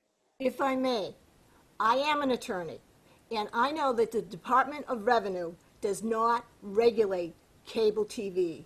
The Department of Energy and Technology, they regulate telecommunications, they regulate cable TV, and Channel 8 is a cable TV. So, you know, we're quoting the law here, and some of us are quite wrong. So, you know, there's a motion on the table to, table this, and it's been second. So let's get some documentation. Let's get some, some information on this. And an attorney, a good attorney doesn't say no. A good attorney solves a problem. If there's a problem that, because of the separate regional nature of our school system, well, we should be advised of methods how we can, in fact, help our students. Not just, no, we won't spend the money. We can't do it. It's been disallowed. I'm sorry. I agree with that statement, Chairman Greco. I wholeheartedly agree with that statement. That's why we've been working to try and determine how we can provide funding for their technology program, because as soon as we were advised that we couldn't do it that way, we started seeking alternative ways, and we can do it through either a capital plan as part of their regional assessment, their regional budget process, or we can do it, as you mentioned, as a separate capital assessment outside of the budget. So we do know how we can support them, and I think everyone here is willing to do that, but we also have learned that we cannot do it through the cable funding. So. Well, if you could provide that information of how you're trying to help, that would be great too. I think what I hear was that, I mean, we ran into a roadblock with being able to provide the function of cutting the check, and DOR just nixed it, and we'll go forward in other ways. That's what we just have to do. And we learned a lesson on, that like a motion at town meeting probably has to go in a different direction. So it's we learn stuff. So we're gonna, I have a motion to table this. All in favor? Mike Doyle, Yes. Jerry Heavy, Yes. Jeff Walker, No, because I just don't understand it, but that's the only reason, so. I say yes. We'll table it and we'll have another discussion at the next meeting. Okay, next on the agenda is a discussion on citizens' concerns. I just want to frame this a little bit. The town offices have reopened by appointment only on September 8th. When the citizens' concerns was taken off the agenda was when we all went into the Zoom meeting, and it was COVID, and I strongly feel that it's important that we try to give fair access to everybody to our meetings, and we don't have, we're not meeting in public in person again. We are meeting in public through Zoom, but we're not meeting in person again. But I also feel as if this could go on in perpetuity. I don't know when we will get back into a room together again. And I I think that it would be important to hear citizens' concerns, but I do want to put some parameters on it. I know I've looked around, I know how the school district handles their citizens' concerns. I've looked at other cities and towns. I'd like to, personally, I would like to keep it in the beginning of the agenda. I'd like to limit the time to no more than 3 minutes. Otherwise, it could go on all night. I feel very strongly that it is not a question and answer session. It can be, the dialogue needs to just go one way, and that's to us. We will not respond because it could be about something that's not on the agenda, and now we're breaking open meeting. So I just feel as if it's time, and I'd like to know what the board thinks. I think it's time to maybe bring this back with certain parameters around it, and that's what I want to have a discussion around it. So, Mike? First of all, other towns are already meeting in person again. Okay, it's like, I don't know why, when we can start that. I think we can safely meet in person again. It's happening in the towns around us. I just think it's time that we start doing in person. And then if people want to Zoom in and ask questions, let that happen. But we as a board should start meeting together. This is a discussion on citizens' concerns. It's not a discussion on going back to full meeting. But you're saying that it may go on forever. Okay, the way you're talking, it's like I said, I want us to start considering getting back together again. Okay, Selectman Heavey? Well, I think that this is a really good step in the right direction, because I have had citizens even within the last week say how they feel like they've been silenced and they have no say. So I commend you for putting this on the agenda to talk about. And I think that it is a good idea. At the beginning of the meeting, and let people know that they can discuss anything, that's on the agenda. So I commend you, Alicia, for doing that. And I think it's very necessary. People feel really stifled, so I think that's great. But I have a clarifying question, Jerry. Did I just hear you say that you want to limit to what's on the agenda? To limit the conversation to what's on the agenda, or do you want it to just? Well, I mean, you think, okay, so. I mean, you can do it that way, or, I mean, your concern is the violation of the open meeting law because you don't want to talk about something that's not listed on the agenda. Well, if you're faced with that situation, you can just say to the person, well, thank you very much for your input. It's not on the agenda. We're not.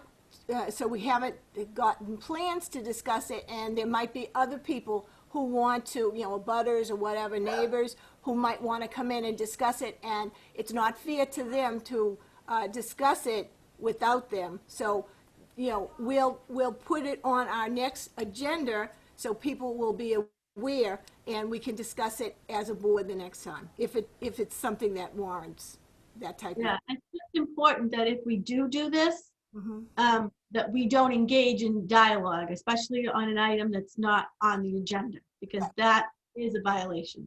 Yeah, and let the people know, and that's why you're doing this, and that's why you're saying, come back once we've put it on the agenda, so people have fair notice that we're going to talk about this. We can't talk about it tonight. We appreciate your input. Right, we can always put it on another agenda, as an agenda item. Right. So, Okay. good. I'm happy to Thank see you. this discussion. Yeah,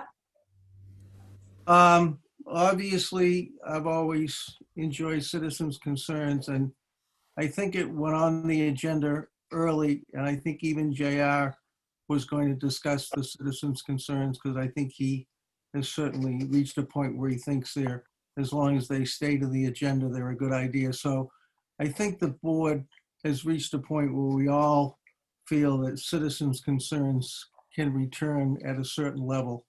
So I'm certainly, as long as we're not breaking open meeting law perfectly, I've always enjoyed citizens' concerns. So how do you feel about limiting it to no more than three minutes? I mean, put it this way, Alicia. At the beginning of a meeting, it could be 3 to 5 minutes, but I think you probably have to, at a certain point, limit the amount of citizens' concerns, whether it's 5, 8, or 10. But I mean, if there's 25, that's a long time. There never will be. But I'm Well, just, yeah. No, I think it's either all or nothing. I mean, I think we can't say, okay, well, you can talk, you can talk, you can talk. Well, now nobody else can talk. No, but I Um, think you could certainly, people could, ask for citizens' concerns or whatever. And if they don't make it into this first selectmen's meeting, then they certainly will be first in line for the next one. I mean, you could have an open meeting, it could last a long time if there was 15 or 18 people, doing, that could make a long meeting.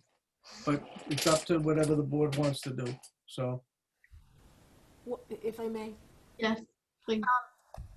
Well, to that issue, the new town moderator at the town meeting, he handled that issue by asking if you're going to make the same,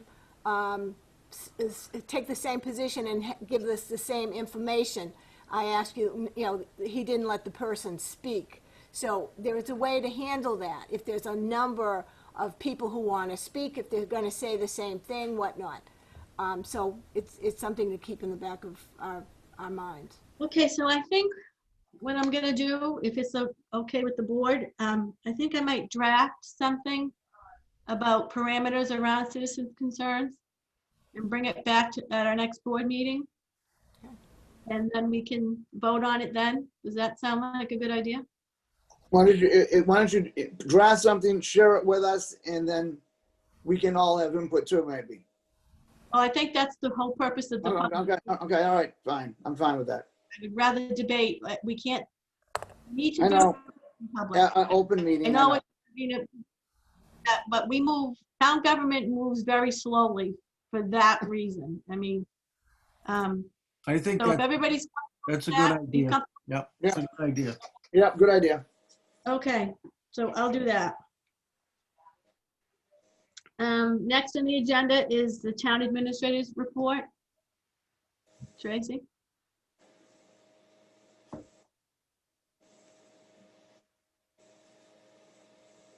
You're on mute. You're on mute. In terms of a corona update, we have 2 new cases reported yesterday, bringing our case totals to 22. Town hall is open, as you mentioned earlier, by appointment only for those issues that can't be resolved through electronic or other means. They're conducted here in the hearing room, and we've got all the appropriate protocols that pretty much everyone's familiar with at this point in time. The principal assessor search is complete, and we are welcoming Jason DeCipio to the role beginning October 5th. He's coming to us after serving in Amesbury for the past 10 years. The Council on Aging Director search interviews have been conducted, and I'm currently conducting reference checks at the moment in the hopes of getting an offer out by the end of this week. We were notified by Whittier Regional School District of an assessment reduction. The committee approved a $995,000 reduction for their fiscal 21 budget, and that will equate to about $16,223 for Newbury, which is almost as much as our cherry sheets were reduced. So we're making out okay there too. ClearGov, it was recently brought to my attention that the checkbook feature was not visible online. So we've been working with the provider. It's taken about 2 weeks to make sure that function is available and visible. And as of today, it is working. So, and that's all I have at this point in time. Thank you. Okay, now we're gonna move to old business. the Cottage Road tree removal. We had tabled this from the August meeting. Thank you, Tim, and everyone else who hung on this almost 2 hours later. I appreciate you guys waiting. We need to make a determination on what to do with these trees on Cottage Road. First of all, has everyone read all of the letters that have been sent to us? Yes, Yes. yes. Jerry, have you had an opportunity to read every one of them? Where's Gary gone? Yes, I have. Can you- Okay, thank- I just want to make sure that everybody read that. Because it's not a public hearing, I'm not going to read them all into the record. But what are your thoughts on this? Does anybody want to start to Let me speak about? let me maybe start it off a little, and maybe it would be in the form of a motion, and it could be used as a platform for discussion. And I would make a motion that because of the fact that we have a very qualified highway department now that has a bucket truck and is capable of maintaining the trees on our town roads, I read all the information that was provided by Tim and the other tree expert, and I've read the letters. And we also know from town council that there is some liability, but because we have such a good highway department and can really work with the needs that the trees have, and I'm pretty much a conservationist and I don't like trees being cut. The motion that I've kind of come to would be that certainly there is one tree, after really going down and looking at them with my limited knowledge, but relying on what the other two tree people have said, and maybe three tree people from some of the folks, that there is one tree, number one, that's definitely probably should come down before winter. It's not in good shape. But where we have our own tree department, there is probably no reason for the other 4 trees at this time to be taken down, because we can incrementally, administer whatever needs those trees might have, because we have the ability to do it in-house, which is really pretty rare for a town. That's because we have a bucket truck and we have a crew that can do the work. And I think, Tracy, am I saying the right thing? Our folks at the highway department can handle most of the needs of trees now, right? I think they work in conjunction with the tree warden in making the determination, but yes, they've done an amazing amount of work through this season. So my thoughts, just for sake of discussion, would be taking the one tree down that really looks bad and trying to maintain the others for a period going forward. Is that a motion? That is a motion. I will second that motion. Okay, let's have discussion. Michael? Reading the letters, what Jeff just said, I agree with. That's like, if there's one tree in trouble, which it looks like there was, we'll take that down. The other 4 can stay, and we have a very competent department, and let's not take them down yet. It's like I said, if they're fine, if they can be kept healthy and up, let's keep them up. Jerry? Yeah, the tree we're talking about, that's the one closest to the road. Right. Okay. Yeah. Yeah, I was down there again today, and, while that one does have some bare branches, the other ones look really quite healthy.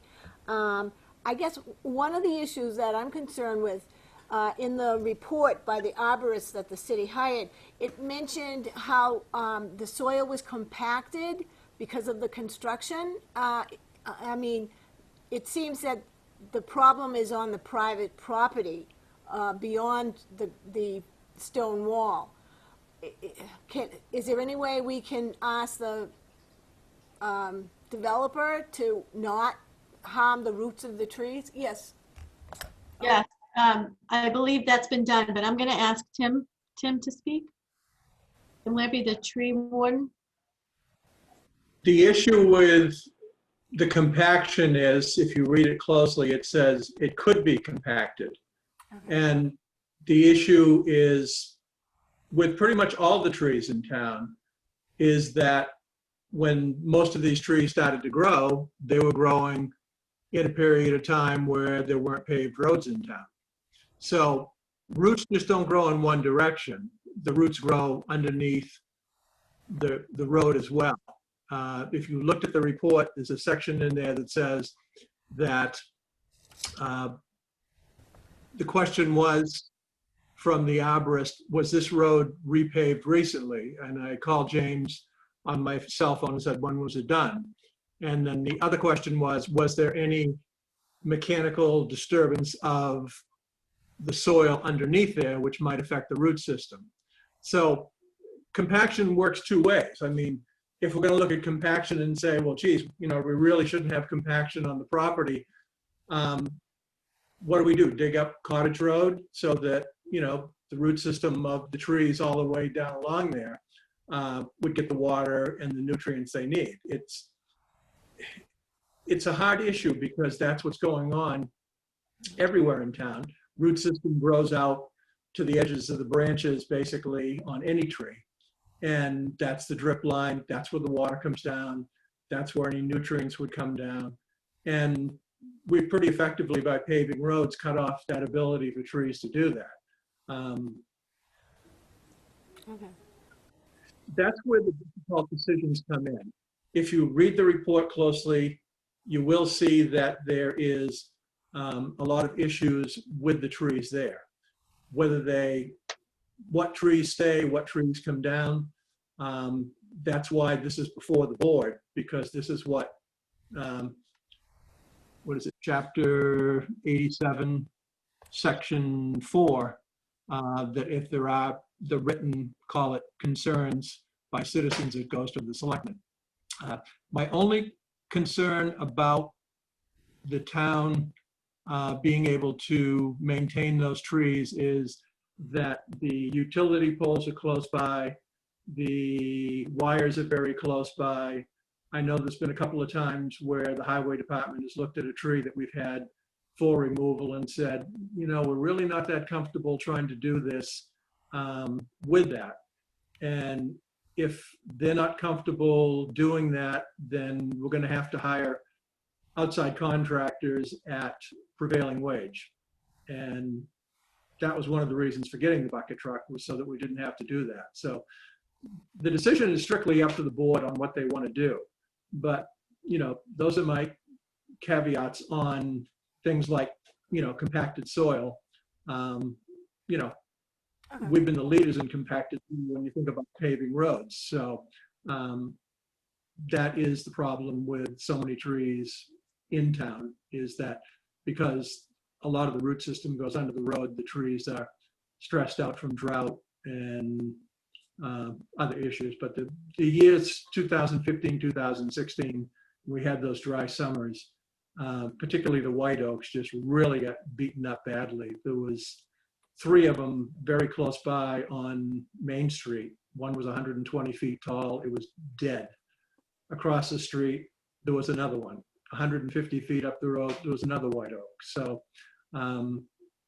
not that these are white oaks, but in the report it says that the maples, this particular species of maples, does tend to be A, brittle, and B, as it ages, develops more problems. And the fact that there are hollow spots in the trees, those are the things that I spotted right on.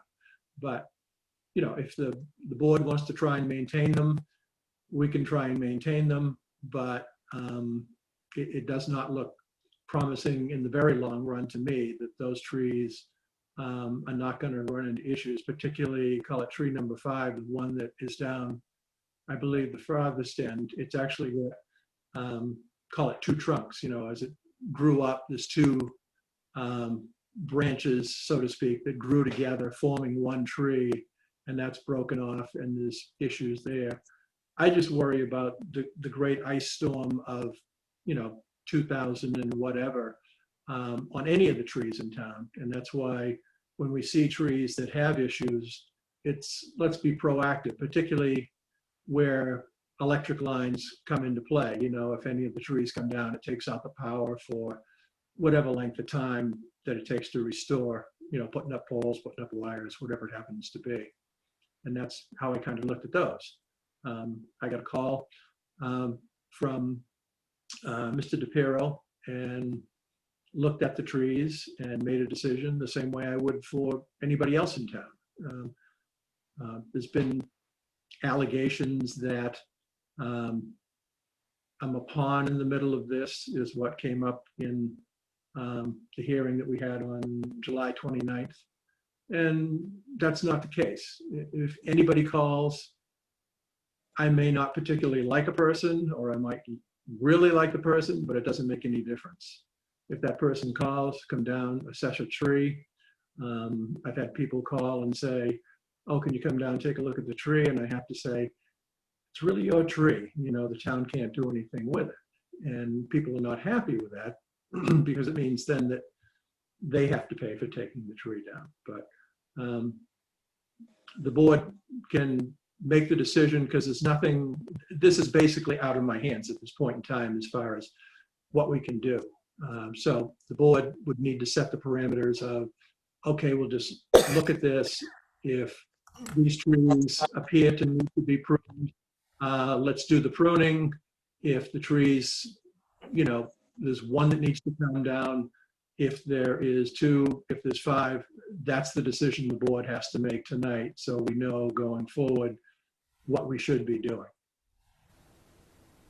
Thank you. First, I want to say that I think I personally feel as if you're very independent. You got the arborist report, and I have full faith in you. This is a touchy subject because of construction going on at that site, and I feel for the neighborhood. I personally feel as if anything we can do to mitigate dust or any kind of a buffer for these folks, I think that would be a good thing as far as my feelings go. There is that one completely dead tree that I think in your report, he called it maybe tree number 1. I think. The tree starting number 1 would be closest to High Road. Yeah. And then progressively down Cottage Road. But it's the deadest one of them all. I mean, if it's going to pose a risk to come down and take down, God forbid, hit somebody's car in an ice storm or something, I think maybe that one could come down. But the town also has a tree fund. So I'd like to see any trees that we do remove get replaced. I'm not quite sure if that tree, exact species of tree, is appropriate because of the wires, but I think I would defer to the tree warden and see what would be best for there for screening purposes. I mean, that's my feelings. I just need to defer to the board. Jerry, what are your thoughts? This is a question for Mr. Lamprey. That tree number 1, it still has green growth. Would pruning help it? Just prune the dead limbs? Because some of it does have, you know, vegetation. It does have green leaves on it. Would pruning save it, or does it have? Excuse me. The fact that there's vegetation on it doesn't mean a lot. All the nutrients come up in that very outside layer just under the bark. So if you look at some of the trees where they're starting to hollow out in the center, it just means the rot hasn't expanded out to that point where it starts to really show up quickly the inability of the tree or trees to take up water and nutrients out of the soil. So the fact that the leaves on there doesn't necessarily mean that the tree doesn't have an issue. If you look at the top part of it, most all of that is dead. that was the one that I believe it was about 4 years ago. I got a call to come down and look at trees along there. And I believe it's tree number 2. There was a big dead branch. And the concern was that it's in an area where the kids congregate to get on the school buses in the morning. So we had that big limb on what would be, I think, tree number 2 taken out. And there actually was another tree that, if you're standing looking at tree number 1, there was a tree to the right of that was closer to High Road that was really in major trouble. And that tree we had taken down at the time. I think it is a little bit closer to the edge of the driveway that goes into the DePiro property. And that tree was taken down about 4 years ago. Thank you. Anything else? Jerry, no? Good. Okay. So we currently, Jeff, do you have any other comments that you want to? No, I think because, like it has been mentioned, that there's liability for the town there, that at least addressing the apparent tree that has all the dead foliage and like the cambium and all the stuff Tim talked about, certainly that tree's in trouble. Like moving forward with a progressed plan to take care of the worst of the trees now and to try to maintain and take care of the rest of the trees going forward. And if they need to come down, they're going to have to come down. But at least we're providing, like you said a little earlier, some buffer for construction and trying to, you know, provide maybe a more stylized plan because of so much concern about the trees, that at least everyone will realize that, you know, they're part of the process. And if it all of a sudden becomes a real apparent fact, we got to take another tree down, we'll have to take it down. So I think we can at least address through pruning, and I think one of these trees is indicated that it's not, you know, on death's door, so to speak. But I think if we ask the tree warden to see if he could oversee maybe any pruning that would help. I'd like to keep these trees up as long as we can. Eventually, they may all have to come down, but the town does have a tree fund, and I would like to see everything replaced. If maybe not, like I said, with the exact species of tree, but maybe perhaps something else that'll screen better. I'm not sure, but I'm not of the mind that we need to remove all of these trees today, right now. So, is there anything else? Mike, do you have anything else you want to say? I'm good. Tracy? Tracy. Yeah. Michelle O'Gerry has her hand raised. So Okay, Michelle, would you like to speak? No, that's okay. I actually had a question about. Oh, she's muted. Muted her. Sorry about that. No, that's okay. My question was answered earlier, Okay. so I don't have a question. It Okay, looks like Jessica Brown does. yeah, Jessica? You're on mute.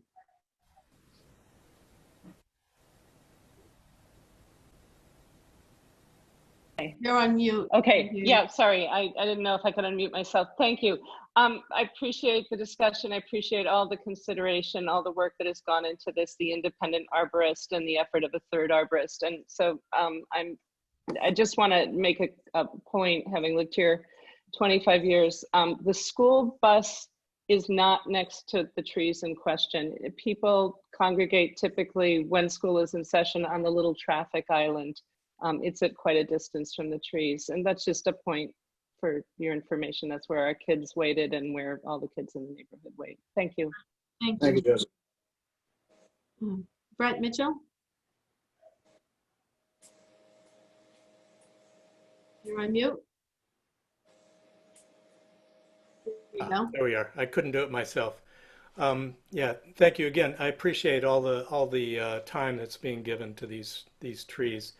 And I am confused why the town is only focusing on these trees. I mean, in the first hearing, Tim said there are hundreds of trees that the town owns that need to come down. I walked down Newman Road. There are at least 6 between where we are and the marsh that are in a similar or as bad a shape. There's one that's dead as a doornail. So I'm just a little concerned why just these trees. And I would echo, replacing trees if we can, because I think that's important. But I'm gonna ask, and also I'm just a little confused if the department is uncomfortable about doing this work, why we provided a bucket truck for them to do that work if it's not something they want to do. okay, I'm gonna ask Tim to respond to the question about the other trees around town. Okay, first of all, let me answer the question about where the bus stop is. When I originally got the call, the complaint was that the tree was near the area where the kids wait for the bus. And looking at the tree, it's like, yeah, that tree could fall. So that was the reason that I was given as to why whoever had called in, and I don't remember who it was because it was 4 years ago, that tree should come down.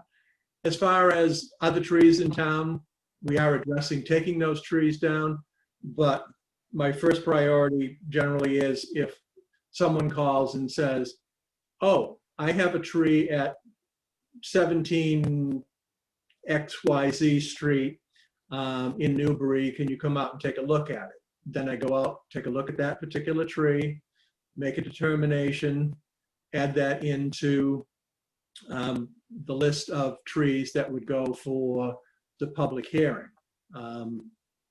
If you go back to the original July 29th, that originally was set up to be looking at all the trees on the upper and the lower green to assess those for whether there was any that, might need to come down at a further date, but to prune them up, get the dead wood out.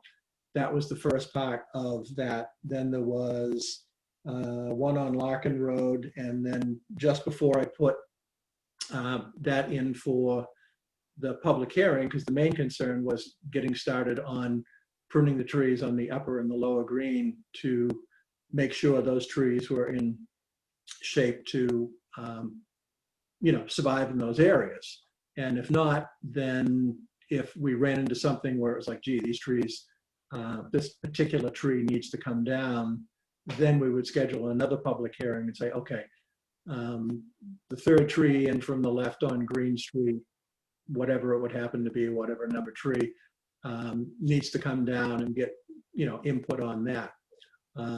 So, like I said, I generally respond to trees that need to, that people will call me and say, can you come out and take a look at this tree or trees and see if there's issues with the trees? And that's what I did in that particular case on Cottage Road, knowing that there had been, call it a problem in that particular stretch of the upper part of Cottage 4 years ago.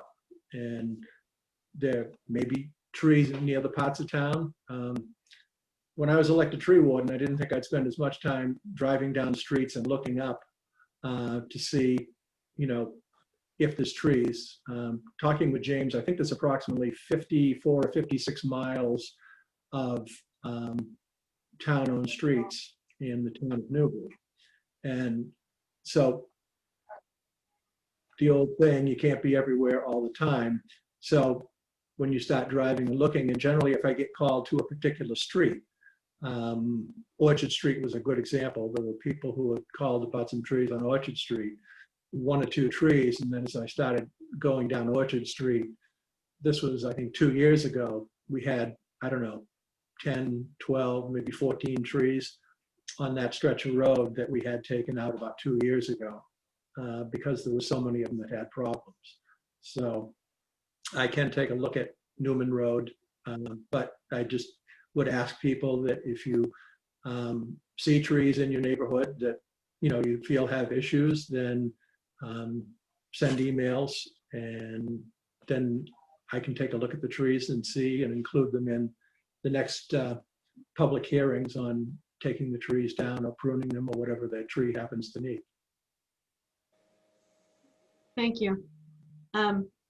I believe I'm going to ask the town administrator to speak to the second part of your question about the bucket truck, but I believe that the Department of Public Works does what it can, and if it feels if the job is too big, or if there's electrical wires or potential damaged property, they will step back and bring in somebody, but I'll let the town administrator speak to that part.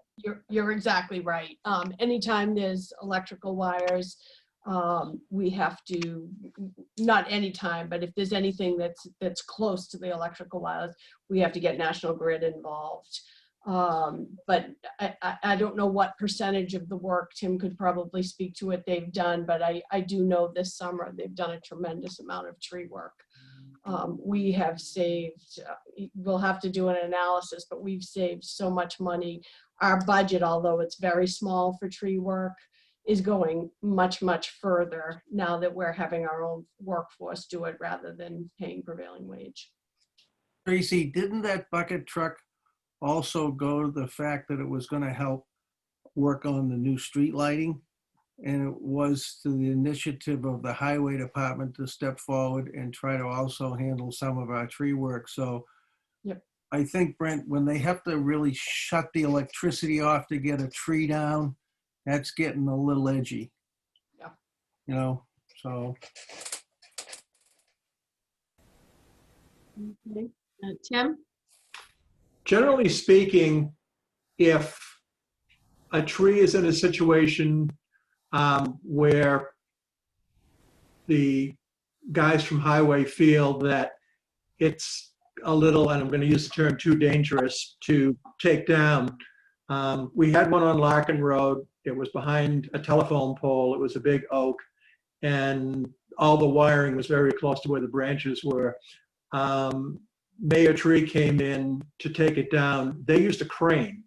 So they were always above the wires, because with the cranes, you get a lot more reach, and they just tie off, cut a section of the tree off, and then once they get it down to a certain point where it's below the wires, then they can drop the whole thing. The town, needless to say, doesn't have a crane for doing that, but that's how it's done now by the bigger tree services to minimize, call it the danger to their crews in taking down trees that are behind wires. National Grid will sometimes come in and take down trees. About 2 years ago, they did a hazardous tree mitigation. Started at Highfield and went out middle across to, let's see. What's the street that next to the veterinary clinic? Hanover? Yeah, where the elementary school is. Yep. Yeah, Hanover. And then, yeah, across Green, out to Rolfs Lane. And that was to take care of the high power lines that go out from there out towards Plum Island. And then it stopped, as far as our jurisdiction went, at the Newburyport line. The Newburyport looked at it from that perspective, and then on out to Plum Island. So a lot of the trees were pruned on that stretch, but then about 18 months, 2 years ago, National Grid went through every single street in town and pruned out trees that didn't remove many unless they were very small trees, but pruned out a lot of trees that were in close proximity to where the power lines were. So we got a lot of that done. It's a case of when we started looking at what the cost was for prevailing wage for taking down trees that were, the trees were $2,000 to take down a tree and $3,000 I had approached Tracy and said, maybe we can get a bucket truck and maybe we can do this in-house to the greatest extent. And looking at what it was costing and what we could do by doing it in-house, the payback period would have been, very quick for doing that. Plus you could use that for, street lights. I'm not sure which came first, but the street light issue or the tree removal issue. But yeah, you can use it for things like that. And plus the other thing is when a storm comes up and a branch comes down, and we had one that I got a call on from the police department, and the branch was hanging up in another branch on another tree adjacent to it, but it looked very much like it was going to fall onto the power lines. This was before we had the bucket truck. We had to call out to have one limb removed, and because that was an emergency setup and what the 4-hour minimum was on that, that was a $2,000 limb removal to save the issues with the power lines. Whereas if we sent the bucket truck out to do it, I don't know what the number of hours would have been billed out to for doing that, but it sure as heck wouldn't have been $2,000. So in the long run, it's saving money for the town by having the bucket truck.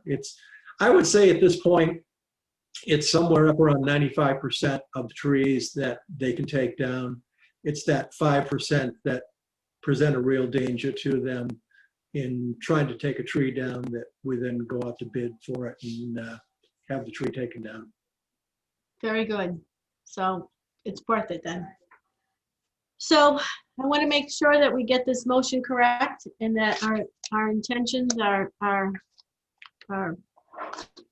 captured in the motion. So Julie, can you please read back what we have for a motion right now?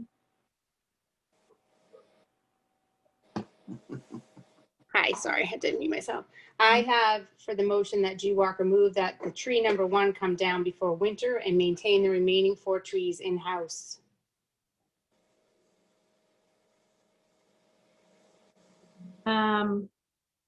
Would you like to state that differently?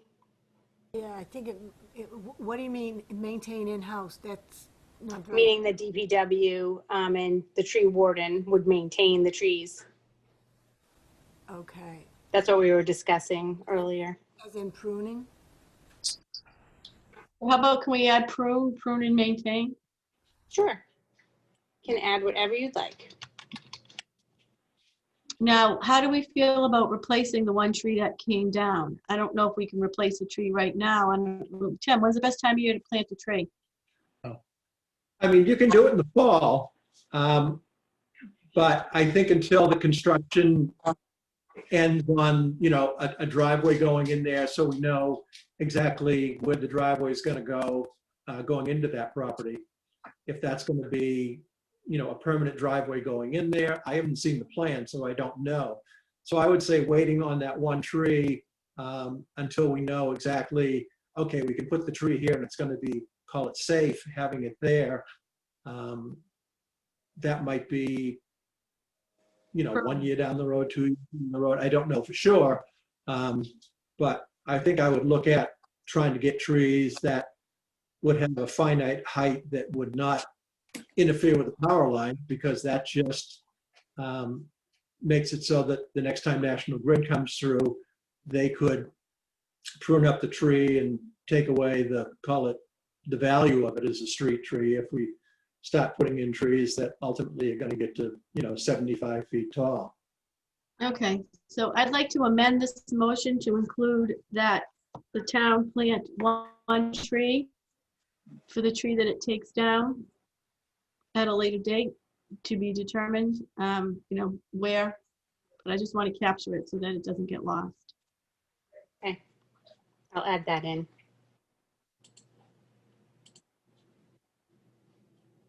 Is the board okay with that? Yeah. Okay, so I'm gonna move to a roll call vote. Jerry Heavy, Yes. Jeff Walker, Yes. Mike Doyle, Yes. Alicia Greco, yes. So, Kim, thank you for your time. You're welcome. And everybody in the neighborhood, thank you for your time. It's very late now. I appreciate you staying the course and staying until the end. And those trees may need to come down eventually, but the town does have a tree fund and I'd like to see them replaced. Okay. I think everyone's happy. Okay, thank you. So we got some correspondence moving back to the agenda. We got correspondence from the Mass Division of Marine Fisheries and a letter from Julia Sampson regarding the senior center. Any meeting updates? I have one. Mike? I had my initial meeting on August 31st with the Newbury Senior Citizen Expansion Committee. The Evelyn Noyce, Sandy Small, and Joyce Pacheros, the ones that wrote the Okay. report of the senior citizen. And we had a very good initial meeting. We have a lot more work to do. I'm not going to go into details yet because I still want to discuss some more things with them before we do, but I should have a report for the board in the next, either the next meeting or the meeting after that. Okay, Okay? thank you. Thank you. You're welcome. Anything? Also, a quick question. If we started doing an assessment of space, I know that was talked about. Is that been on the, A needs assessment? a needs assessment? Thank you. Tight, Yeah. it's late. I'm not sure where we are with that. I know we ordered it, but Tracy, do you know where we are with that, the needs assessment? The Council on Aging is tasked with doing that. Chaz Rudich, I think, is the chairman. I don't know if they've met and talked about it yet or where they're at, but I can follow up with them and find out. And you just get back to me when you find out, please. Mhm. Thank you.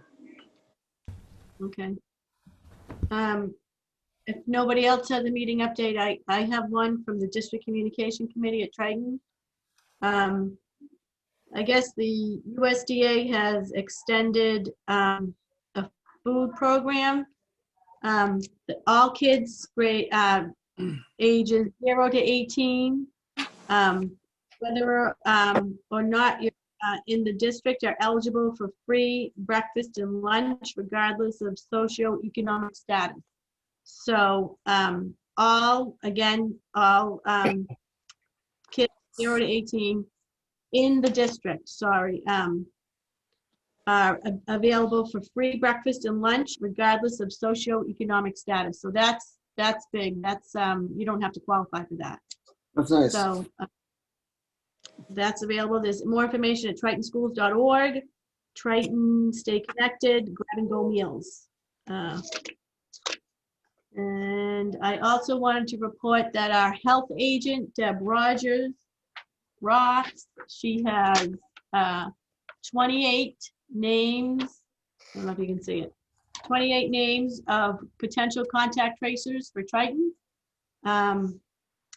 She's the lead on contact tracing for potential COVID-19 coming into the schools.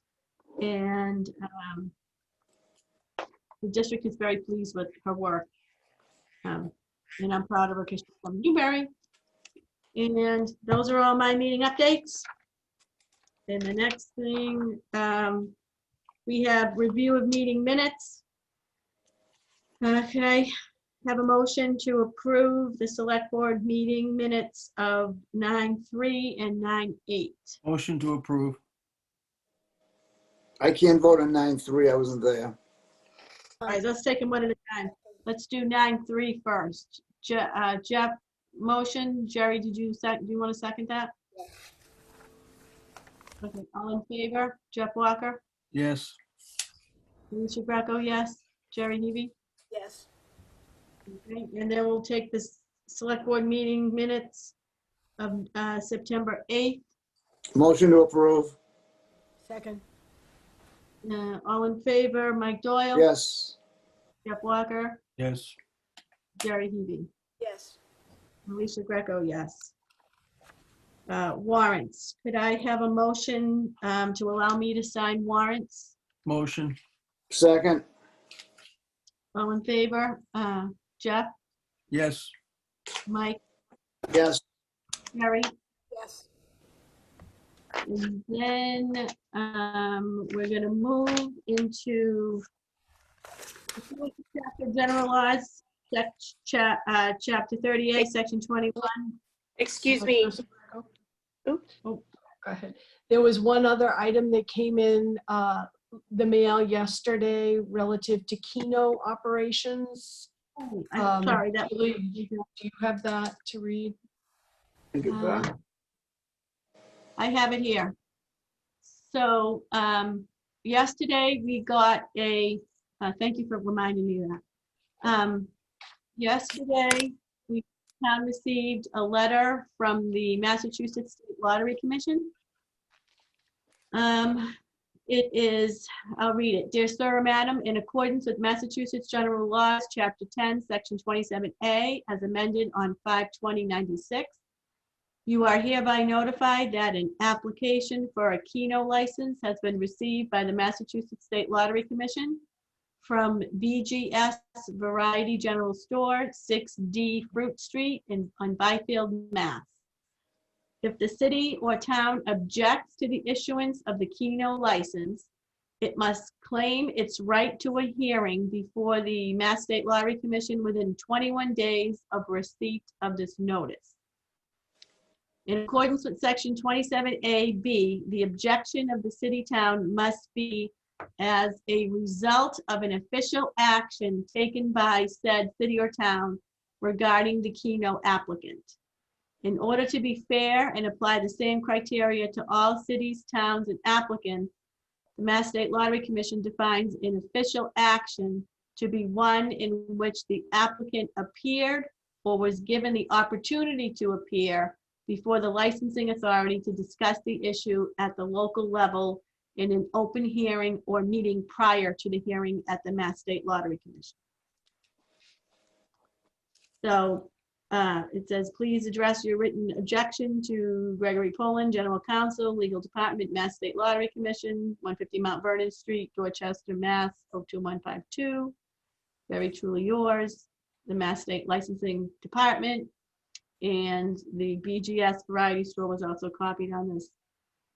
So I think what it falls to us is if we have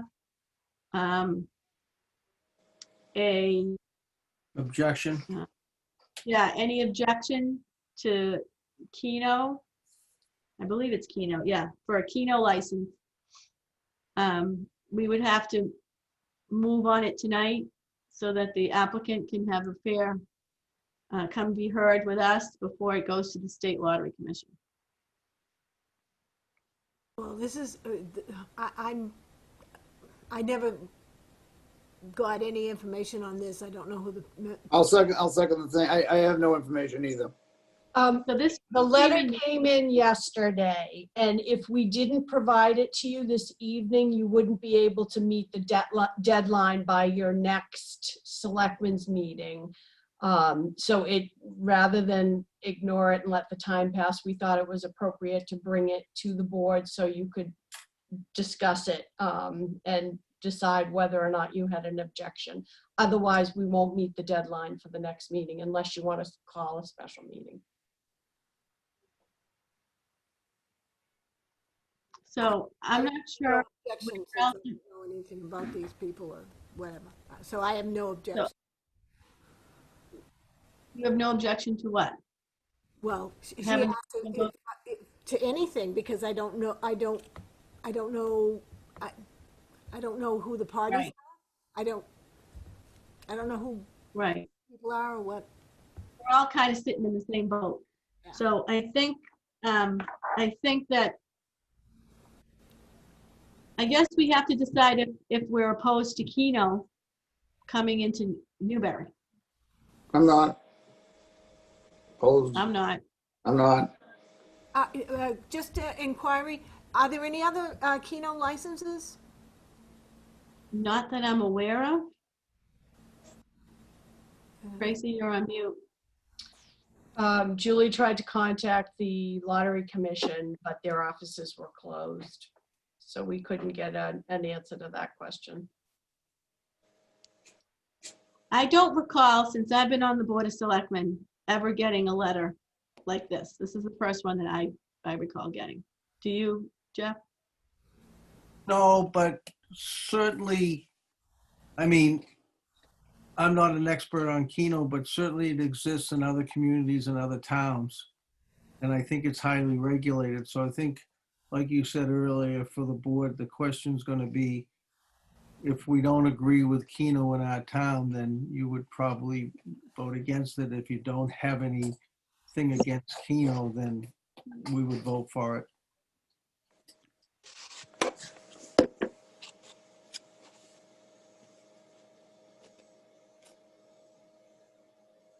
So if we want, we can ask him to come before us, the applicant. So it says, in accordance with section 27AB, the objection of the city or town must be as a result of an official action, which would be our vote, taken by said city or town regarding the Keno applicant. In order to be fair and apply the same criteria to all cities and applicants, the Lottery Commission defines an official action to be one in which the applicant appeared or was given the opportunity to appear before the licensing authority to discuss the issue at the local level in an open hearing or meeting prior to the hearing at the Mass State Lottery Commission. If I may, that would sound like he has to come before us in order for us to vote. So, Yeah. If we have an objection to the Keno license, it must claim its right to a hearing within 21 days of receipt of this notice. Now, we received the notice on the 21st. The letter was dated the 8th, but we received it. It's stamped by the town clerk on the 21st. So what's 21 days after that? Does that fall? I mean, I personally don't see any reason why we would not want to have Keno here, but I don't know. yeah, I mean, would there be any neighbors that object to it? I don't know. I don't know. Well, I don't think abutters are notified. I think it falls to the town. Yeah, but shouldn't they be notified? Or, I mean, if they should at Well, least. they're already selling lottery tickets. It's Mass State Lottery. Right.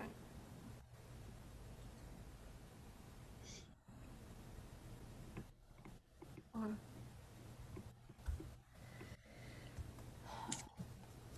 Well, let me look at a calendar. When's 21 days from yesterday? We will have another meeting, won't we? We have another meeting in 14 days. Don't we? On the 13th, the next meeting. It was the 13th. Oh, okay. Second and fourth Tuesday. Okay. Okay. So it's not gonna, all right. That is 21 days. All right. That's always, I have no problem making a motion to move forward in approving the Keno. I'll second Michael's motion. I'm sorry, Mike, can you repeat that? I'll make a motion that we approve the Keno license, okay? So we can go ahead. It's like, I have no problem with Keno. I had lottery in my drugstore in Newbury years ago in the 80s and 90s, and it's never a problem. It's a money revenue, and the neighbors had never had any problem with me having it in the store. So I foresee no problem for this person to have Keno. So I'd make Okay. a motion and move forward. All right, and you seconded it, Jeff? Yes. Okay. Any discussion? Jerry? No, I mean, I'm not opposed to Keno. My only, I guess, issue is because I pick up all kinds of ripped lottery tickets from my front lawn, but I don't think Keno, they take paper. They usually stay in the facility while the game's being played. So they'll buy keynote, what you pick numbers Yeah, and they make it, they have a drawing, I think it's every 10 minutes. yeah. So the person usually stays around for the 10 minutes to see their numbers and they move on and they're usually in the store when they throw the ticket away. So I don't think that would be a problem, Jerry. Okay, all right, good, All because right. I mean, Yeah. yeah, I mean, It's like I said, I usually see keynotes in restaurants and stuff, not, and like I said, but I have no problem moving forward. all right, yeah, and if there's not gonna be any trash on people's lawns, Right. I don't have a problem. But that is an issue. That All right. is an issue. But that's littering, so. Yeah. Um, So motion's made, seconded. You want to vote? Yep. Uh, So we'll move to vote. Mike Doyle, Yes, yes. Jeff Walker, Yes. Jerry Heavy, yes. Alicia Greco, yes.